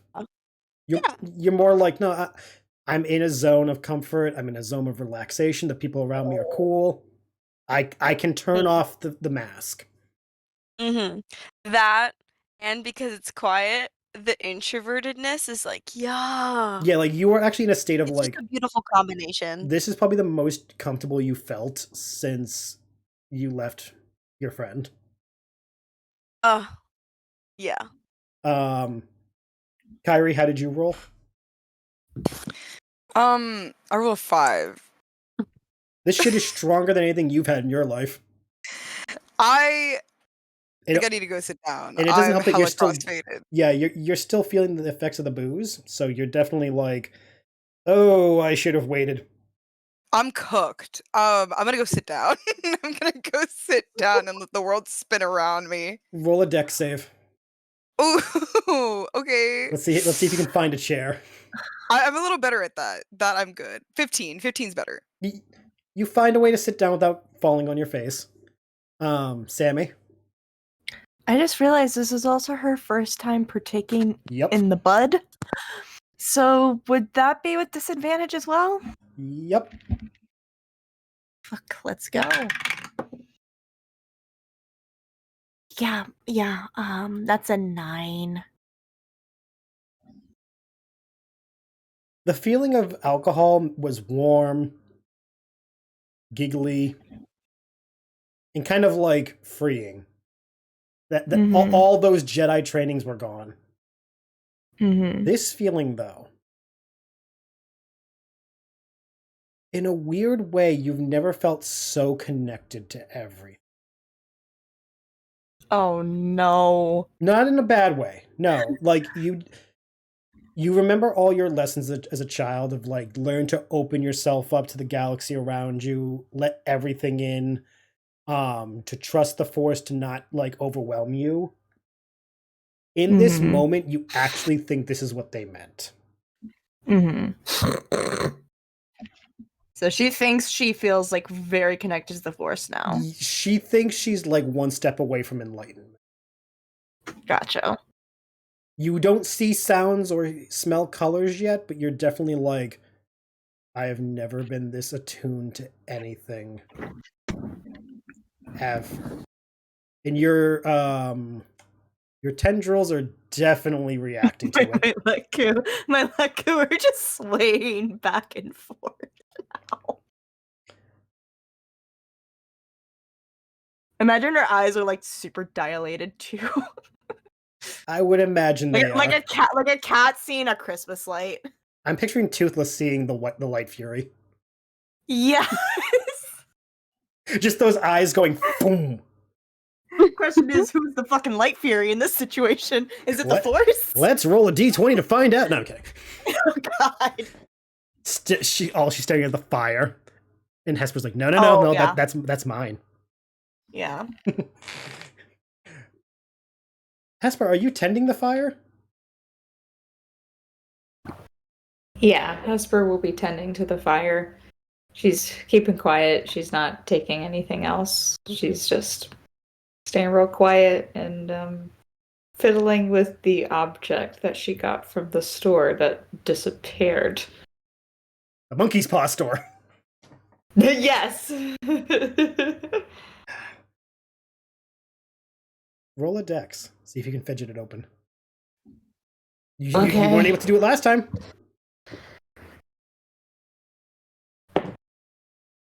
That was cocked. Okay. It's okay. 14?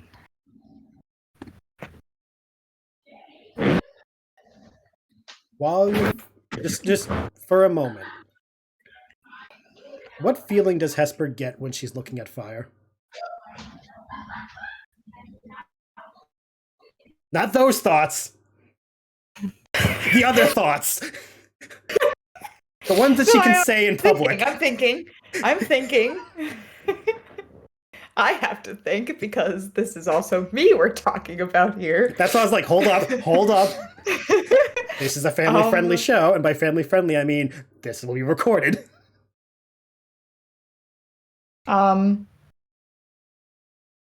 When she looks at the fire, she feels calm Okay. and warm and almost like her spirit is a part of it. Okay. That feeling washes over you, and you're like, one hand, as you said, you're tending the flame with like a stick you found, poking it, feeding it. Mhm. The other hand is haphazardly fidgeting with the box. Mm-hmm. You could not explain it if someone asked you to, but you feel like the warmth and heat of the flames is traveling up the stick, up your arm, through your body, into the other hand. You hear a click.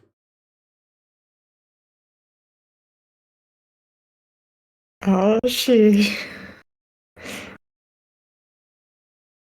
I was She- muted, but I she, just like- fucking threw my phone. I saw that. You don't know what you did to She- open it. Like, that was all you could not recreate it if you had to. Nope. She's gonna pause and like fiddle with it without looking at it and feel that it is indeed open. And she's gonna put the stick down very slowly. As if afraid if she does too quickly, the box will seal again. Yes. Okay. And very slowly looks down into the box. What Hesper sees was not remotely what she expected. Whatever she was thinking was inside, not what she saw. Maybe about the size of her middle finger, and maybe as wide as two fingers, like side by side. A sunburnt orange and blood crimson red with splashes of wheat gold. A crystal sits there.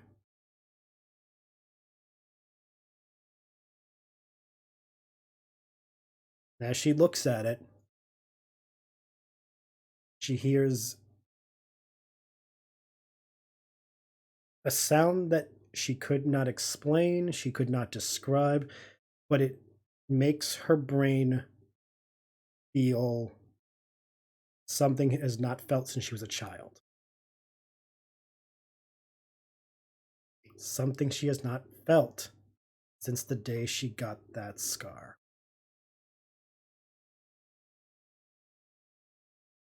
And as she looks, those memories from earlier come back. But they're not as intense, they're more like waves.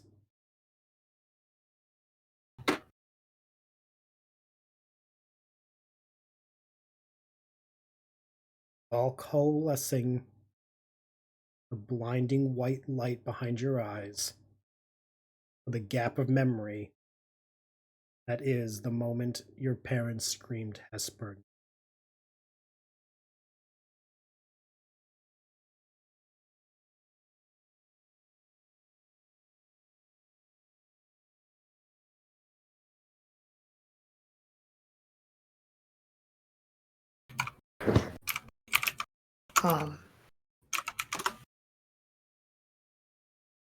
Hesper will take the crystal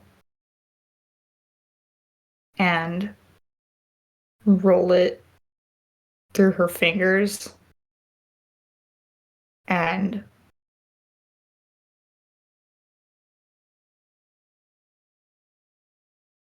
hold it up to the firelight to see the light shine through it. In your hands,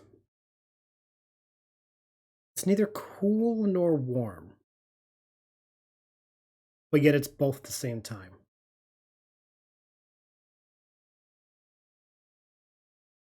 You feel a lot of the anxiety you've been feeling today. You feel a lot of the anguish, all the excess feelings. Not the specific feelings, so just the excess amount. You feel it like being siphoned out of you. almost like the crystal stuff is pulling from you all the stuff that you do not need to hold, leaving you only with what you do need. And as you put it to the flame, like not into the flame, but to it so you can look at it, the colors don't change. They just seem to be enunciated, like you're looking at a sunset. For a brief moment, those oranges and golds and reds kind of start to look a little purple, a little blue, just because of the way the flames are bouncing off the faces of the crystal. And after holding it for a little while, you start to feel more at peace with yourself, even if you still don't know why.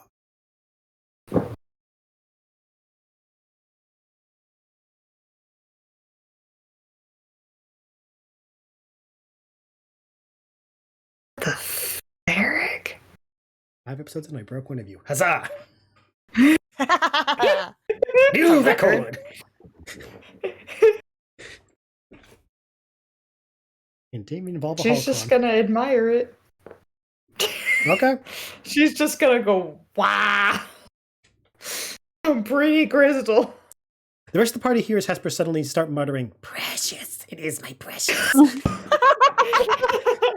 And her posture seems to get a little more hunched over. But there's nothing wrong with that. Something about filthy hobbitses or something. Yeah, but you all paid no mind. It could have been the booze. For all you know, that's just the booze talking. But no, you do appreciate what you are looking at, and you finally unlock the chest, box, whatever. Part of your mind says, let's not ever close that box again, because if I need to open it, I'm not going to be able to. Yeah. Because you still have no fucking clue how you opened it. Nope. He's like, I'm just gonna keep this now. Yep.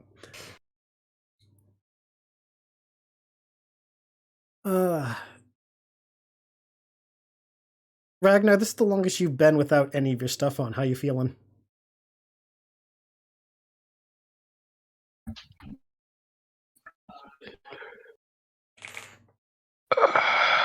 He felt weird before when it was just everyone around the table. Now the fire's going and feeling the warmth of the crackling flame is the most comfort he's felt in a long time.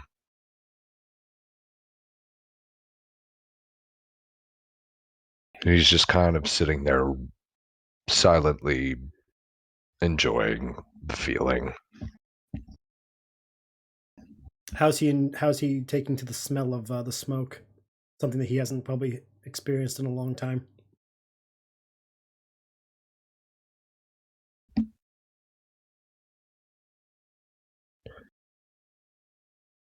It brings back weird memories for him. Conflicted ones, I'd imagine.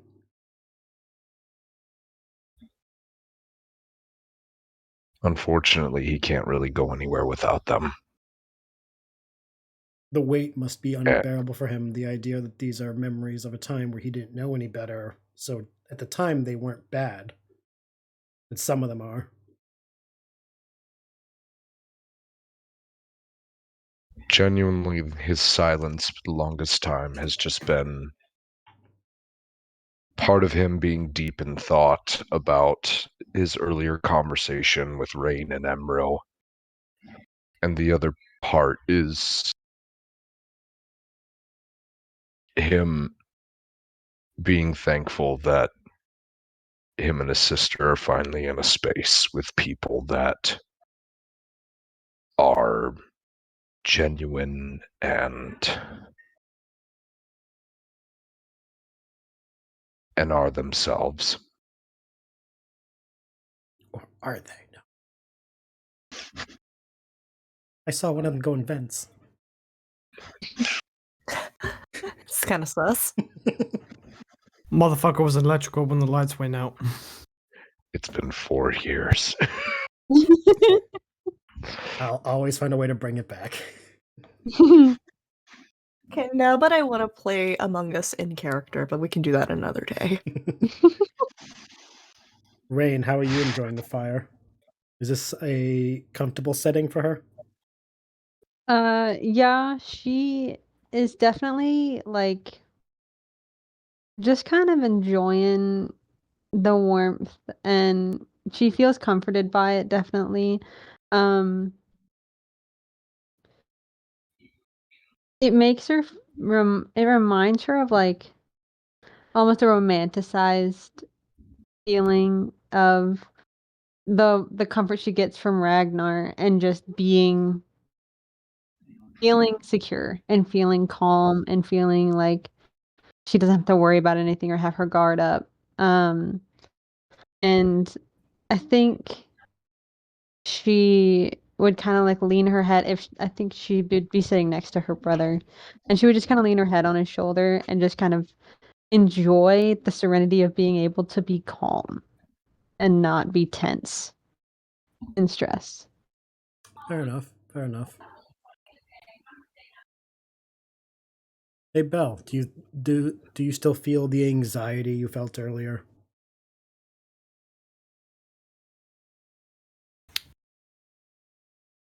There's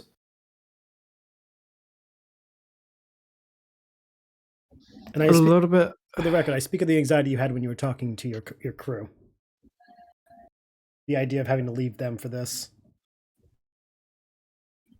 Bel's anxiety is not exactly tied to that currently. Bel's anxiety is actually more of a remembrance, because it's been a while since he has been mentioned. So he actually stares into the fire, and it's on for those able to even look straight at this current moment. I'd say by now, for the most part, everyone's sobered up. Some of them are just more relaxed than the others now. For anyone who does notice or even cares to notice, Belle's looking at the fire with a very, very stern look. As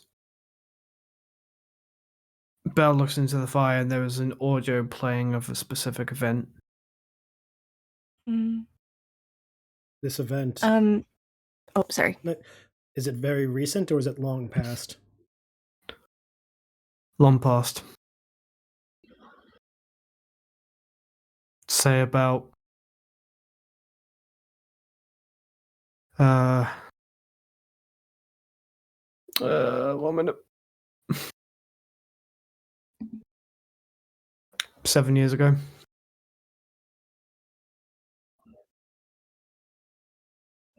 The longer you look at the flames, the memories do kind of ebb and flow in intensity. There is a comfort I hope that Belle finds in knowing that those feelings, you don't have to carry them just because they're heavy.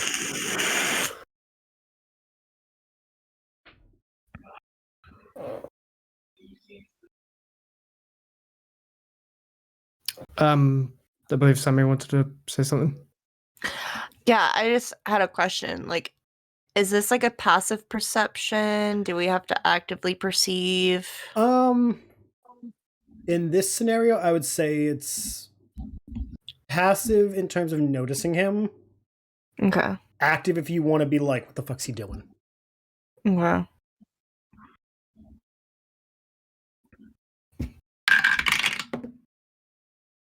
Sami is not going to do anything. Okay.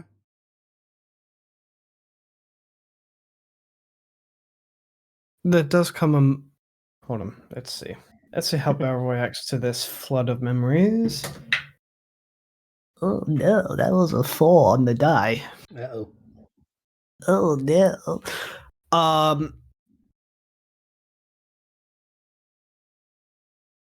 For anyone noticing, you do see Belle kind of look into the fire, then suddenly there's a wince and a recoil from the flames, even though they're like feet apart, just.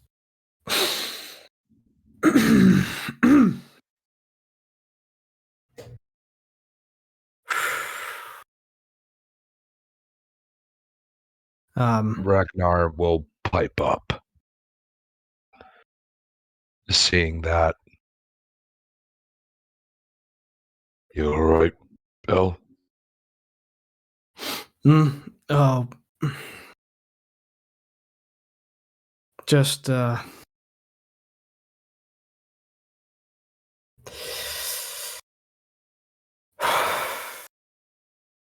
so pleasant memories. Haven't thought of it in a long while and decided to come back. That seems to kind of be traveling around today. Yeah. Yeah, it's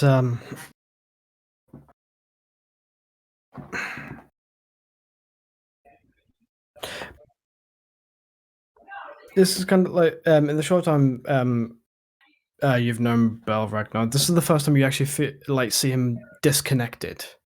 Mm-hmm. Usually very like fairly on the ball, on par, but there's a disconnect there. Yeah. He'll very gently lean. If Rane's not falling asleep, he'll tap her shoulder and have her sit up a little bit. Oh, she's fallen asleep. Oh, he'll very very gently move her off of his shoulder and set her down on whatever we're sitting on. The crate. To fall asleep, and he'll walk over and sit with Bel. Just curious, where's everyone else sitting in relation to the fire? No, like who wants to be closer? Who wants to be further away? Because I just realized, where's everyone else? I think Sami would have positioned herself a bit away from the fire. Okay. I'd like to imagine Kyrie parked in whatever resembles a lawn chair, kind of close in front of the fire. Okay. I know Hesper's close to it, she said. She is, but she's also listening. Yeah. And I think Bombyx said they were like off in the corner where the benches were.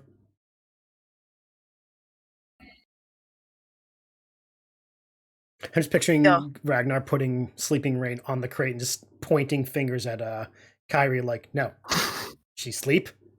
Stay away. He'll look over at Kyrie and just be like, she's okay right now. Let her enjoy her travel. She's on a journey with a magical unicorn. Yeah. They're going to Candy Mountain. And he'll go over and sit with Bel for a bit. And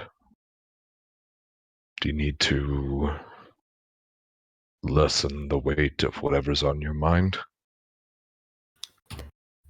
Let's see if Bel's in a sharing mood today, everyone. Everyone's about to get some trauma. Everyone's about to get some trauma. That was a fucking 19 on the die. I love how you said it as I did jazz hands. No! I kid you not, I did jazz hands as you said that, so it's like, trauma. Is it truly a downtime episode if we don't share at least a little bit of trauma? I'm just picturing the Ember Islands players episode of Avatar where they all go to the beach and they all share their trauma around the fire. So hey, you hit one of my tentpole check marks. Cool.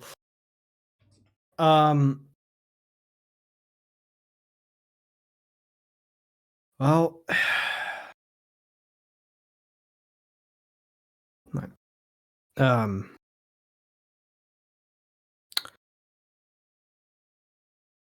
in my Jedi years, it is customary for when you get to a certain age and get to a certain level, you take on a Padawan.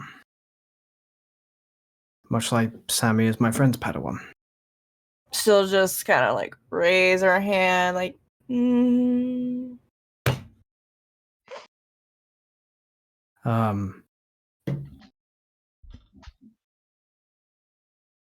We're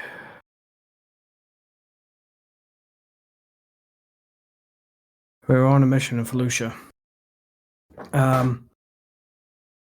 We were just there to diplomatically resolve a dispute between two native tribes.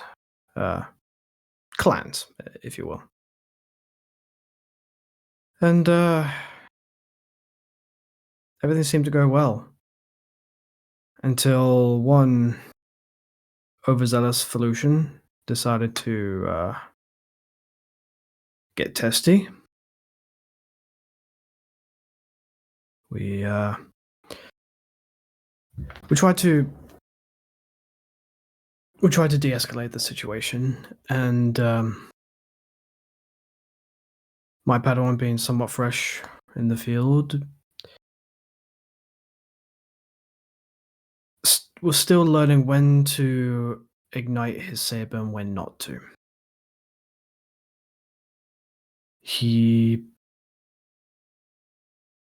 In this instance, he chose to ignite it.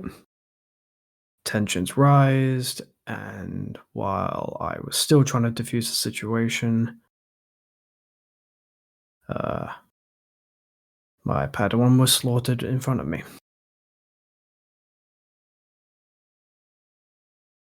Yeah.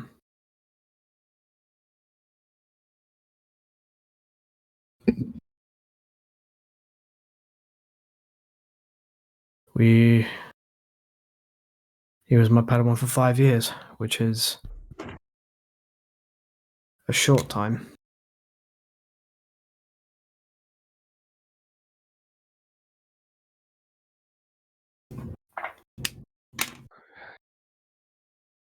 DM. Yes. Assuming I'm sober enough to process all this, did I hear any mention of this mission around the temple? Any stories of this being passed around, or was it kept hush-hush? Roll a lore check. That's a natural 20. Ooh. 23 total. Hearing it from Bel,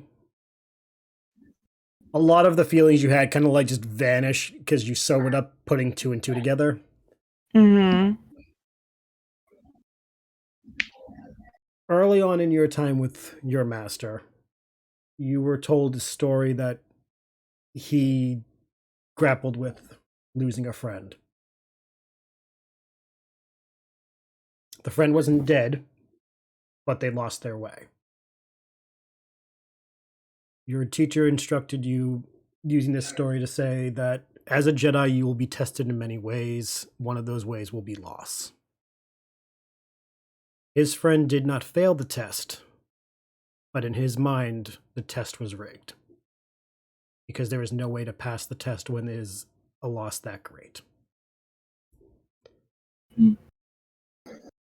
And he explained that if the test was one he had to face in the way his friend did, he knows he surely would have failed as well. Because if anything was to happen to you, there is no part of the galaxy that could be hidden from him to exact justice for that which was taken.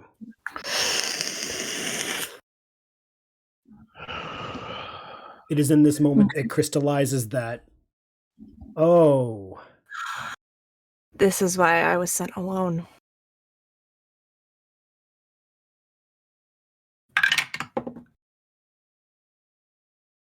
She manages to keep her cool thinking about that.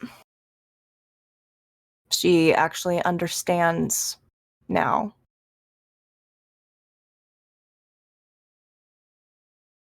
Like, her attention is solely on Bel as he speaks now. the cat eyes slowly return to normal. I'm very sorry, Bel. I can't imagine that amount of weight, emotional and responsibility you must have felt, and the loss.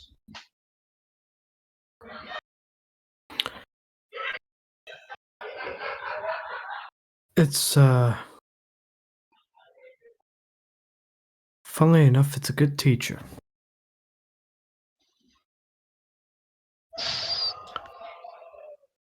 Loss is something you cannot be simulated. It cannot be read about in books. It cannot be taught in hollow simulations. It's out there and it's real.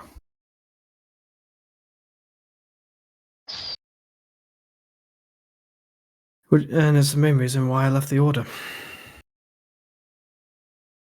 I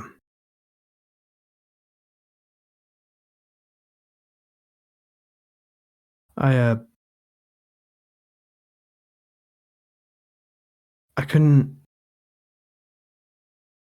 go through continuing and taking on another Padawan because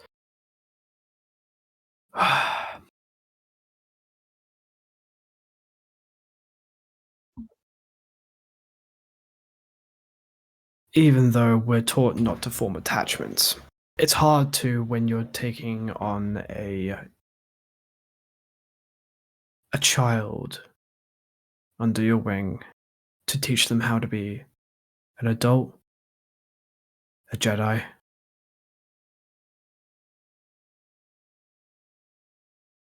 I was told by a few other members of the Jedi Order that loss is a natural part of life and we are taught not to form attachments, and yet they assign us to be teachers, and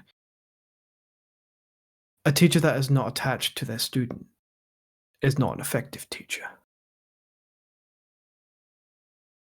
So, seeing the hypocrisy there, I decided to leave.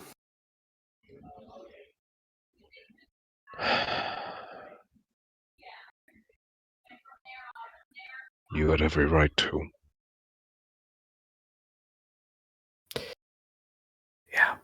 Well, and he takes a swig of this, of the Everclear.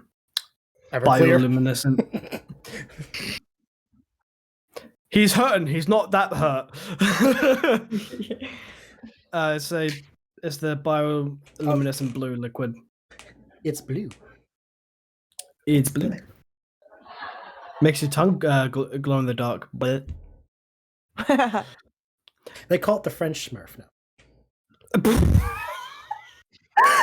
Oh my god. Jesus Hey, Christ! Whoa. I was gonna say Ragnar puts his hand out to try it, but some overarching spirit in this universe makes him pull it back. No, he'll put his hand out, and He'll pass the glass. if Bel,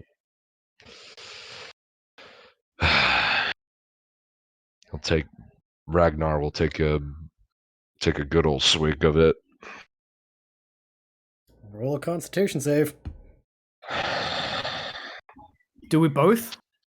You know, because you've been drinking through the night, and you're not like, you know.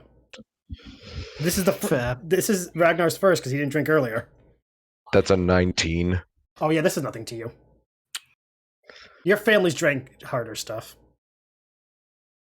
I don't know what's harder than this, but your family's got good shit. It's not bad. And he'll pass the bottle back.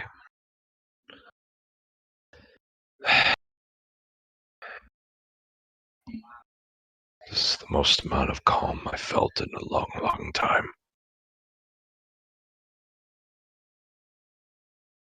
He seems to be pretty scarce around here sometimes. Welcome back to the land of the living, Floaty. Scared me a little bit. Shut up. It was my fault. Don't blame her. Hey, Also, I'm sorry, Ragnar. you're all right, Hesper. And you too, Sami. Don't you blame yourself. Mm. I shouldn't have drank All of that you, much. all of you, swear to me you will not tell anyone at the temple what I did, because I've been kind of breaking the rules since I joined you all. Oh, you no, think what I'm did you gonna do? tell them? No. Oh no, what did you do? What didn't I do growing up? You know, Bombyx is gonna tell. She's got that look on her face like, I'm not keeping this to myself. The second I No, you all look over and the second Bombyx I is can put you in trouble, the second I can get you in trouble, I'm gonna get you in trouble. She's just in a corner like, oh yeah. no, Bombyx is on her. plotting. Bombyx is on a phone. Wait, I can't post this to space Twitter.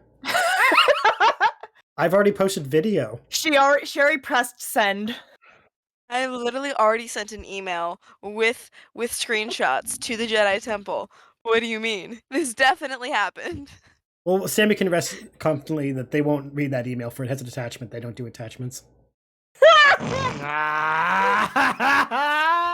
Love it. And as I'm the My GM, you must all laugh at God. my joke, or you will all get disadvantage on the next rolls. I was literally That's a in the good middle joke. of a sip. I was trying so hard not to choke on my water, bro. Oh my god. Everybody gets one bad joke like that a week, and that was mine. No, but it was good. No, but it was good. A good Um, one. Everyone gets one. During all this moment, you guys kind of forget that you're not alone, and the other two Mandalorians are in the vicinity. Imagine they're both just staring at Bel like, what the fuck? Actually, you're not far off. Emma and Alrox just looking at me and going, dude. No, Alrox is staring, and Emerald's just like, get the harder stuff. He needs it. Now. Alrox is just like, no, I really don't think he needs more. I think this is all where he's good. Okay, fine. I need more. Like, they're whispering, but stage whispering, so you guys can clearly hear them. You know, for the fact that we've known each other for pretty much 24 hours.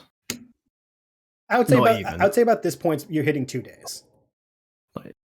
48 hours. Well, 48 cycles. Surprisingly,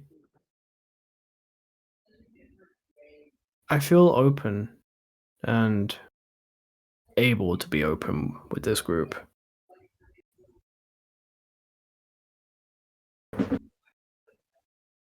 This is the So- longest I felt that way. Well, and he kind of like gently puts his hand on your shoulder. Just don't be afraid to.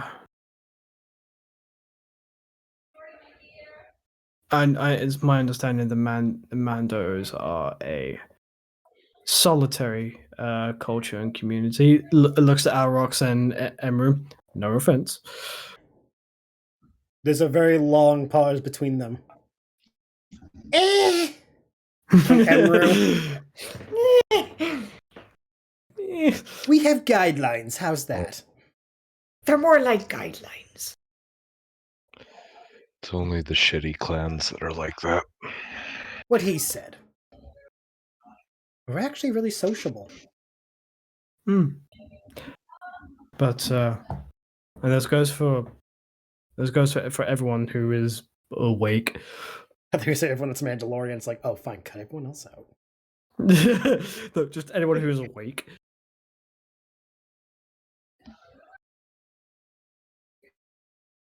One thing I have learned throughout the years, there's no harm in asking for help. I learned that a little bit too little, too late. Because I decided to roam the galaxy for a good 13 years after I left the Order.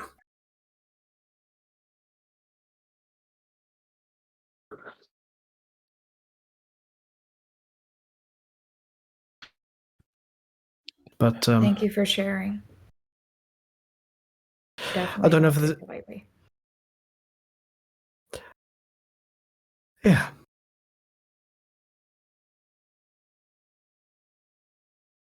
Well, on that note, ladies, gentlemen, anyone in between, I'm going to bed. And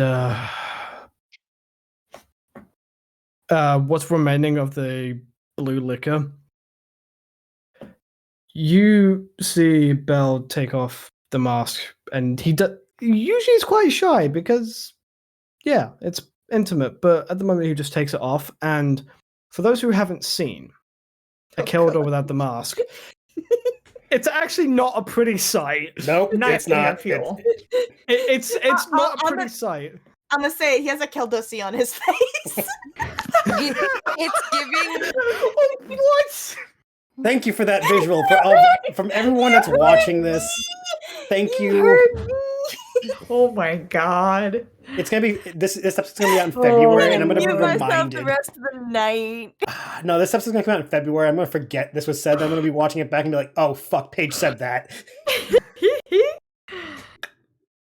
So future me. Thanks, Paige. Moving on. Yeah, it's actually not a pretty sight. It's like a sideways mouth with teeth. It's not pretty. But Bel is not giving a fuck, and he chugs what's remaining in the large spotchka bottle, places it down. Thank you for your hospitality, you two. Hope you sleep well and recover well. Likewise to all of you. I'm going to bed. And he just walks off. As you're walking off, you hear Emru yell, "Remember, tomorrow morning you're heading out to the city, so don't sleep in." Gotcha. Once he's gone, you hear Elrox yell. Not yell, say. Is anyone else surprised it had teeth? About surprised, but And he just pauses. No. I asked because, like, with the mask, I felt the teeth would be, like, a problem. I didn't know if that would get in the way of, like, the breathing apparatus. I know those things are to help them breathe in our atmosphere because they don't do well. I did not expect... Didn't expect that. Well, I'm sober.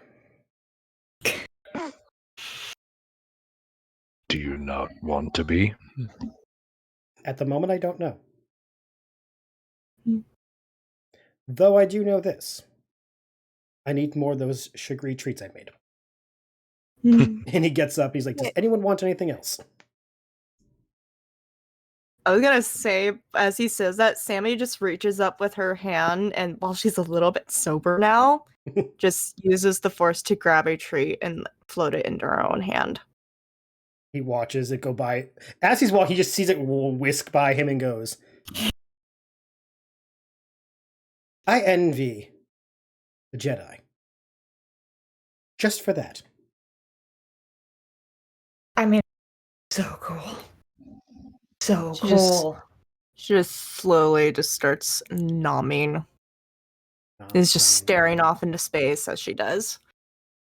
She's thinking a lot of things right now. Funny enough. Ragnar. Go on. Oh, go ahead. No. Ragnar no. first! Ragnar first! Yes, I I feel like I've talked about Sami too much tonight.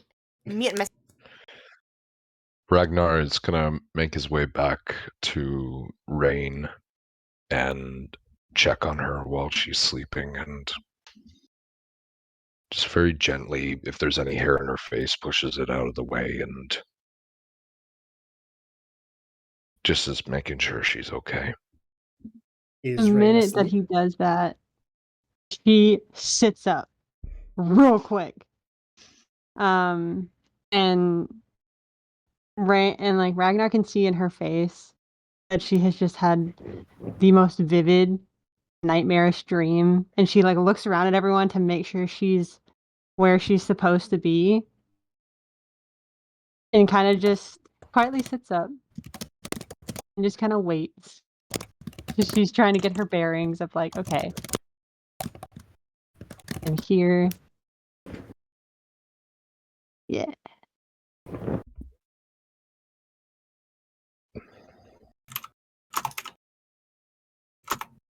He'll just sit with her until he knows that she's okay and let her know that he's there. She'll nod and she kind of just like, you notice she's gripping your hand. But she's not really saying anything or doing anything. She's just kind of sitting there.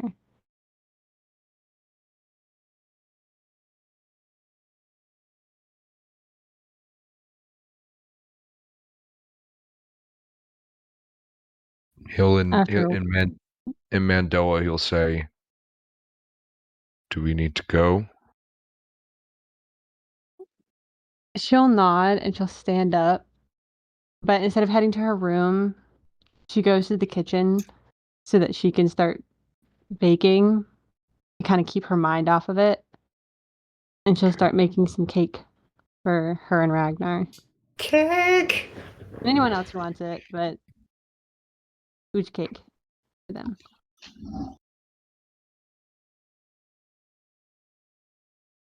As the two go to the ship and, retrieve for the evening, Alrox lets Emru know he's going to go get ready for bed, for he wants to be up early so that he can prepare everything to take you guys into the city. She says she'll be there in a minute. He heads off, wishing you all good night, and appreciates the company for the evening and the entertainment.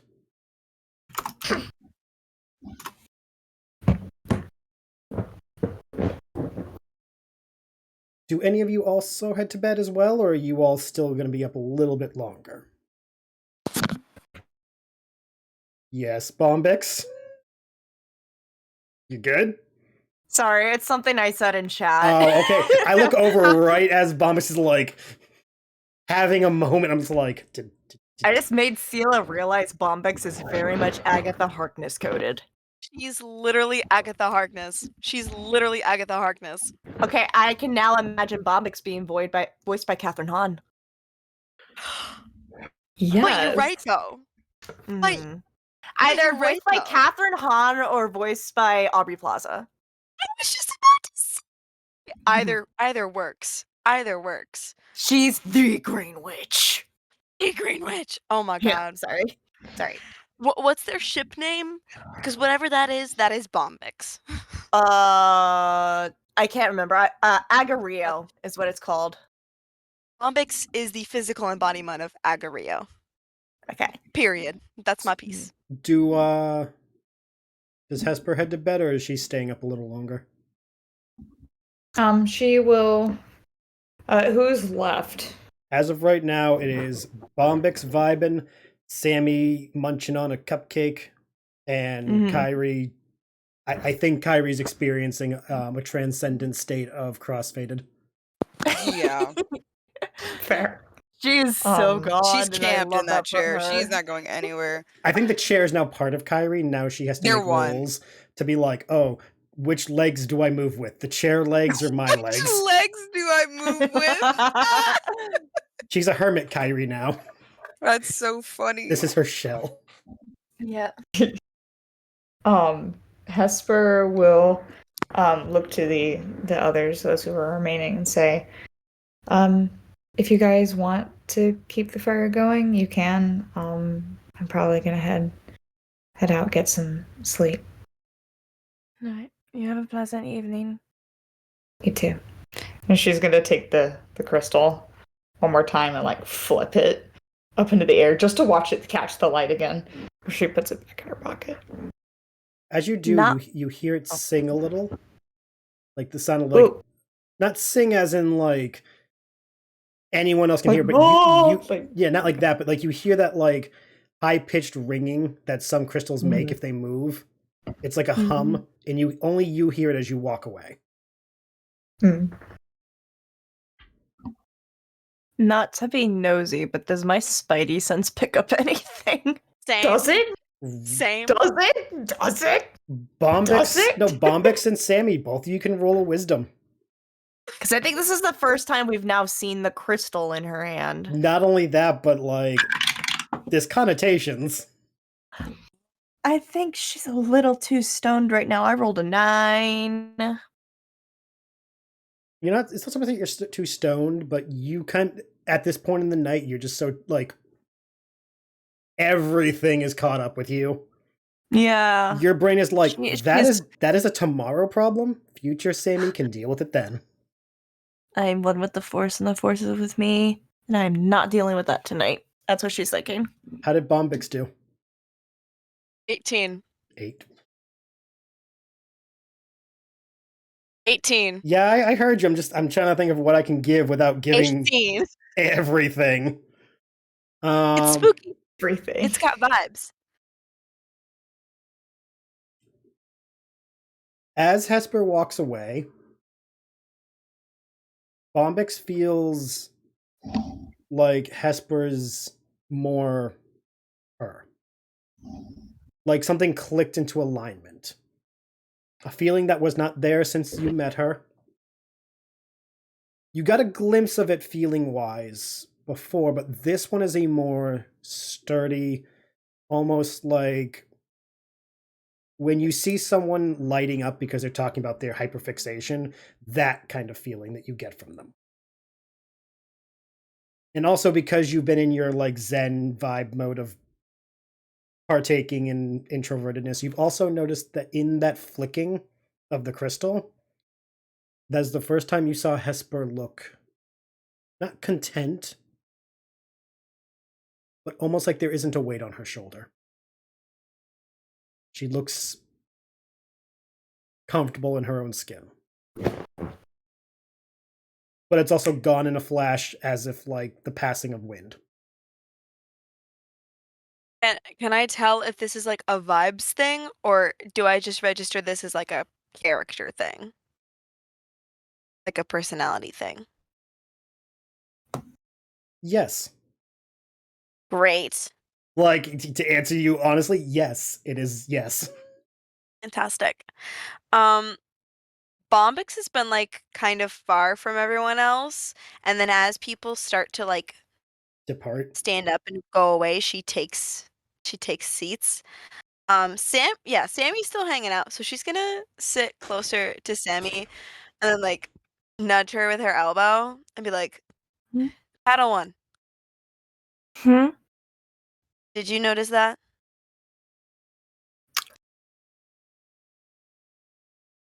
I'm going to acknowledge that when I'm not so clouded in the head right now. Really? You didn't? Oh, Just- I noticed it. I'm gonna worry about it another time, though. Oh, all right. Is that what did I deal with things of that nature? Is that? I'm not sure. Once again, I think this is a problem for tomorrow, Sami, not today, Sami.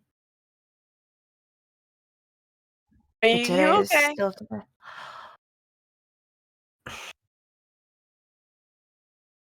I don't know. For the record, when Bombyx nudged you, Sami, Mm-hmm.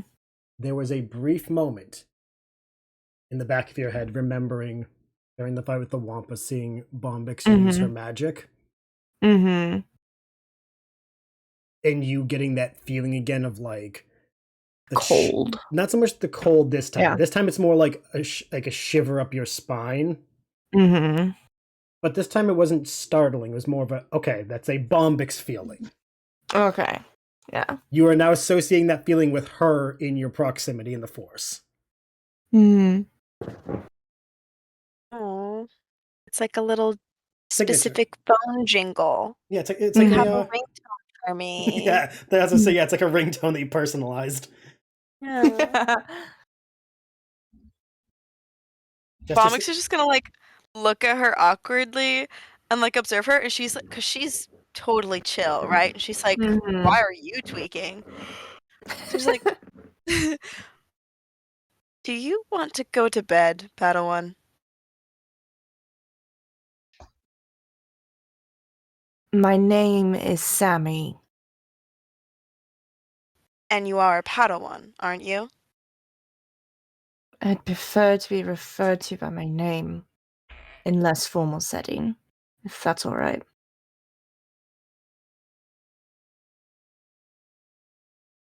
I'll see what I can do. You might want to consider getting some rest.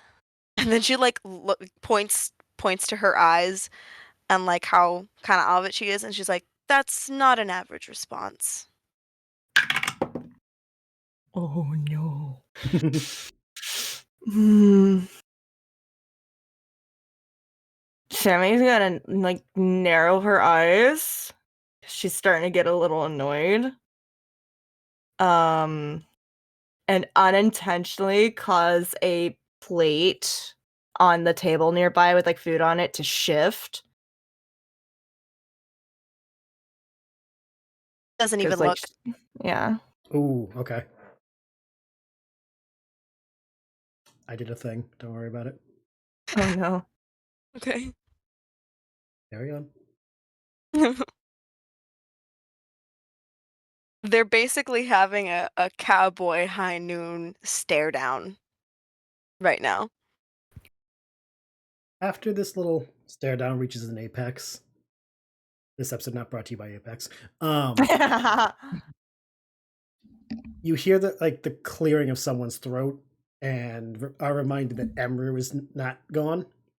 Oh god. And she just looks at you both and goes, "I will take Sami to bed in a moment. I do need to speak with her about something before she is taken by slumber. Would you be so kind as to help be comfortably macrame to the chair one to her bed?" Pointing Is that Kyrie? to Kyrie, who's just like, Oh, this is a chance to lift her boots. Oh. What you don't know Literally- is that Emru's in on this whole boot heist since day one. She is down for the boot heist. You don't know that.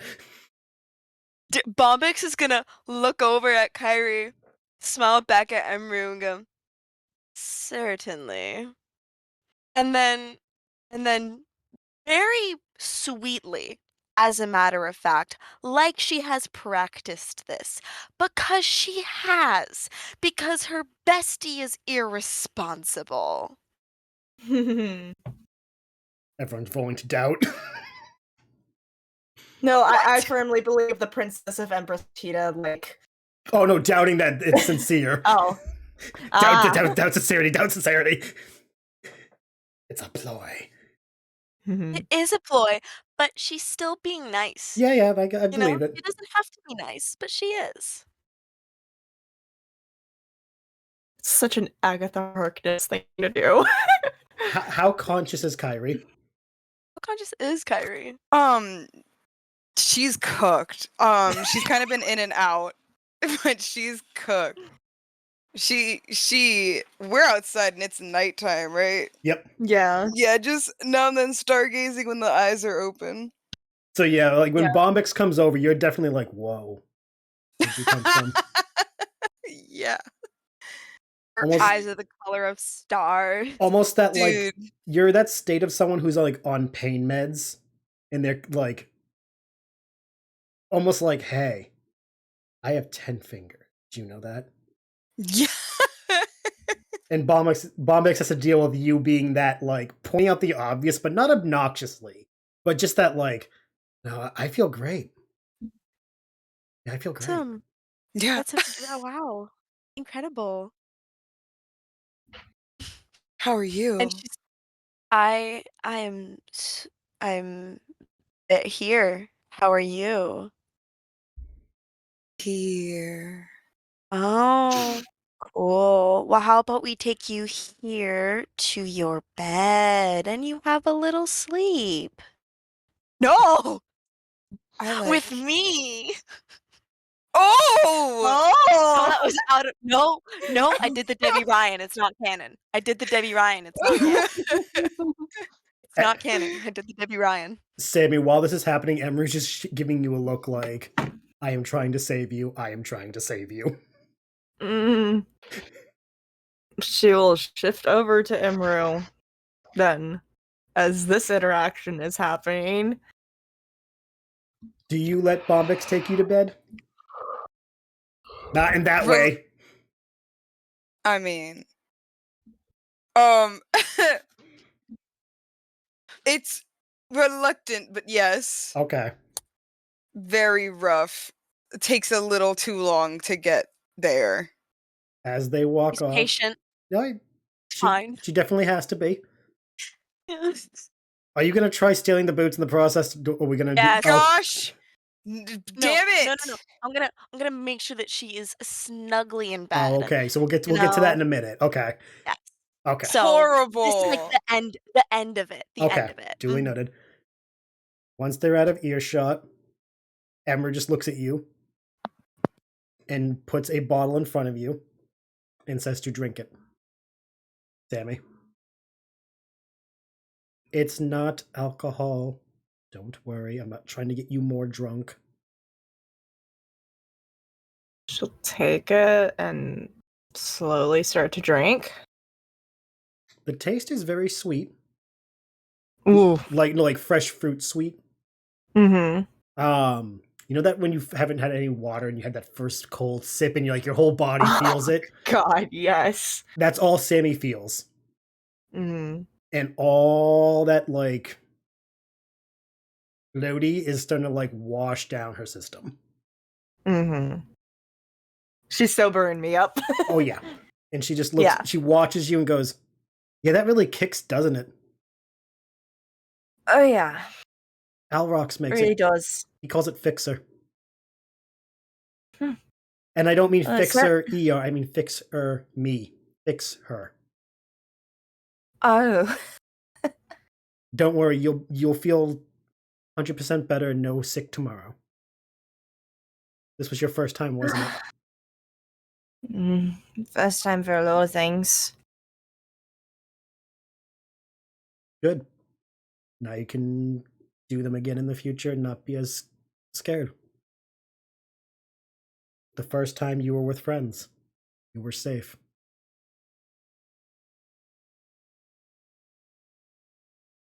No one judged you.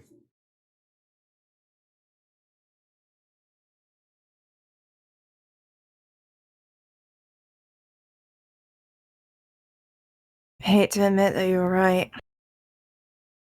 Don't tell Elrox. It'll break his heart to know him again. He can only He'll handle get so over much. it. He'll get over it. There's a pause. She gonna be impulsive or no? Oh, she's being impulsive. No, he'll more likely. She looks you dead in the eye. No, he'll more likely get under it. If she's just as she's mid sip, as she's taking it, she's gonna choke.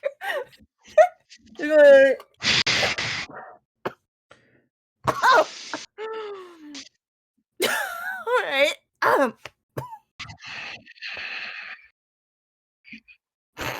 Do your That was Jedi? pretty funny. I can be more than just looks, dear. Does your Jedi Order still teach that whole self-sacrifice thing? Or did they finally do away with that? I'm not sure if I could really tell you. I've been with them since I was 3 years old. All I've known is what they've ever taught me. I ask because you guys are expected to do a lot for this moon. You're a Jedi. Carry with you a bit more than the others. I imagine some of them are doing it for money, for glory. You're doing it for the same thing every other Jedi does, that vaulted sense of having to keep the galaxy whole. It's not a bad thing. But times have changed. You can no longer afford to put everything on your shoulders. You can't be the only sacrifice. Even if happiness for others comes from that sacrifice, you can't do it because happiness is complicated too now. Think about it for just a moment. If you were to make that sacrifice play, that most Jedi do, the one person you're thinking about right now, whoever they are, but they are right there in your heart, you're thinking of them. They will be devastated by the loss of you. And that'll be their burden to carry. The best thing you can do is live. You're mortal. Enjoy the time you have in this galaxy while you have it. The one you travel with who was a Jedi, Bel, he knows. Unfortunately, too well. The twins, they're going to need you more than you need them. I think you can already tell they carry a lot of pain.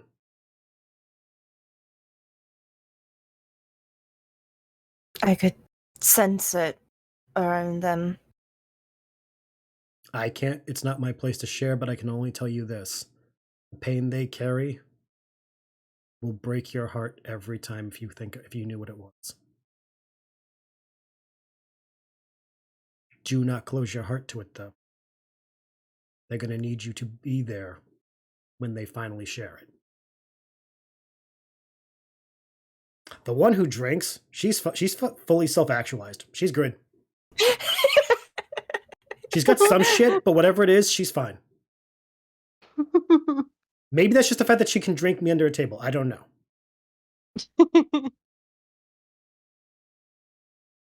The witchy one? I think you two are more alike than you think. I saw that apprehensive tension you two were having. I think you two are bucking heads because you're very similar.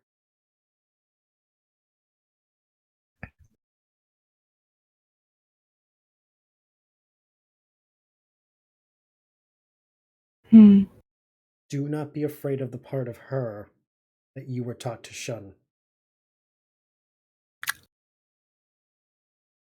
Off table. Damn!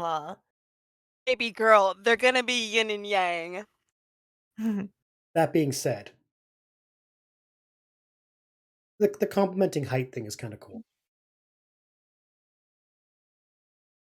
Oh yeah, I can Sami has the smallest. Everyone else is fucking tall around her. And then we come to the little runner. Oh. Alrox has her pegged. None of you can save her, but you all can be there when she asks to be helped. I know the Jedi are taught to gestures to all of you. Mm-hmm. But as I said, you are, whatever anyone says, you're now one of my family. My clan protects people. We take people in. We make sure they get fixed. That doesn't mean fix them yourself. It means give them the tools to fix themselves and be there to accept what comes out.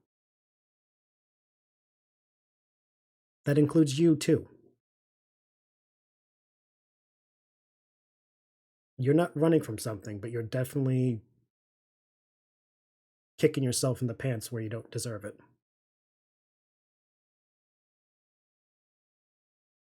I don't believe in your force.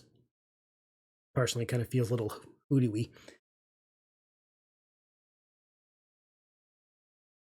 But you seven were brought here, and I trust for the right reason. Tomorrow when you guys go to Gall City, you're going to save this moon. Don't lose yourselves to do it, though. I want to see where the end of your story goes. With that, she doesn't even let you speak. She just gets up, pats you on the back, and goes, by the way, make sure the others don't sleep in. I don't want to be kept waiting when I'm ready to take you guys into the city. I'll make sure of it. Good, good. Get some sleep. She's gonna head back to the ship, to her room, settle down, and Scream. pray for a dreamless sleep. You go to sleep. Everyone else has gone to sleep. Except for one Ms. Bombyx, who is shiftily committing a heist. Do your fucking stealth roll to see if you can get back into the room. Gee, damn it. For the record, in this instance, if you do not beat Kyrie's passive perception, she will wake up. It's fine. That one. I'm kidding. Secretly, I'm like, oh, wife, I love you so much. I hope you roll poorly. How did you do? Wife, I love you. It's a 4 + 3. So 7. Ooh, my passive's a 10. Dun dun dun. You entered the room. Not find a sleeping Kyrie. Kyrie, how are you waiting for Bombyx as she enters? Right in bed, feet towards the door, just Kubrick staring at the door. Hello, Bombyx. Real. Bombyx like opens the door, thinks she's sneaky, locks eyes with Kyrie.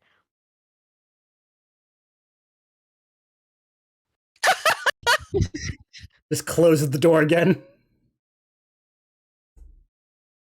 Makes full eye contact for a long time. Have a little healthy Says dose of nothing. unhealthy eye Doesn't contact. move her face. Prolonged. That's what it is. Prolonged eye contact. The entire ship feels a weird shift in the air as that eye contact lingers longer than either one wanted it. She just closes the door again and goes back to her room. And she's Okay. basically Bombyx has spent the last few days learning what true social awkwardness is. And it's spelled Bombyx. We love So yeah. And so she goes back to her room to go to bed and find another way to steal the boots. Pulls out a notebook. Okay, that plan failed. Gotta try another one. Viciously scribbling. I'm gonna What would my scream. bestie do? My bestie would just go to some fast fashion store and buy boots that looked incredibly similar, or get thrifted ones and then throw them out the next day because she wouldn't be into them anymore. Okay, that's not a good point of reference. Let's move on. To some, sleep comes easy and stays comforting. A full belly, a good time had, helps ease the mind in your dreams. Others, however, do have a bit of a rougher night. Some plagued with memories they wish left forgotten. Time of great pain for not only them, but their family. Some, the loss of family. For others, the dreams are of complicated, familiar ties that will take far longer than one night's rest to unravel. Some dream of how to get the boots.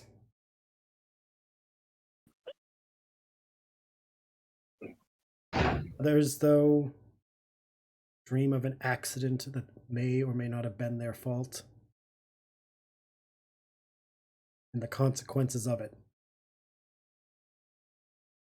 And they wonder if they are here to make penance for something they did when they were young. And that's where we'll leave this episode. Oh, you son of a bitch. The way you said that! You didn't say shit. I wasn't saying who was who. I was very cryptic, and then you're like, you son of a bitch. Now we all know it's about you. No, I wasn't ready for it. What am I supposed to do? Just sit here? Yeah. Okay. Until next time. I'm just a girl. Hey, you do what you can. To those watching, I hope you enjoyed this week's episode. Next week, the party will awaken, we hope, and travel to Gall City and see the horrors that await them. Trust me, Sami has set like 5 alarms. We're getting up on time. To those of you watching, I hope you have a lovely week and a good time. I believe recording-wise, we will be off next week due to a lovely happy nuptials for our lovely player of Hesper. She is getting married, and we're all happy and excited for her. Yay! I'm getting married. I'm gonna be a bride. I'm getting married. Woo wav. Whoa, wow. Wings are here today. Well, not today, but next week. So while for you at home, you will not notice a break, we will be taking the week off, I'm assuming, because I think, 3 or 4 of you will be otherwise occupied? I gotta get on a plane, bitch. That's what I'm saying. You guys will all be occupied during the week. And then we will play accordingly regarding the honeymoon stage. But hopefully by the time all this returns, you will not notice a thing, because, dear God, I hope that nothing gets derailed that much. So, may this be a very belated Happy Thanksgiving period, and we will see you in the next episode. Till then, take it easy. May the force be with you. Bye-bye. My bitch! Bye. Goodbye. Bye. And yes, it was about Kyrie that I ended this episode on.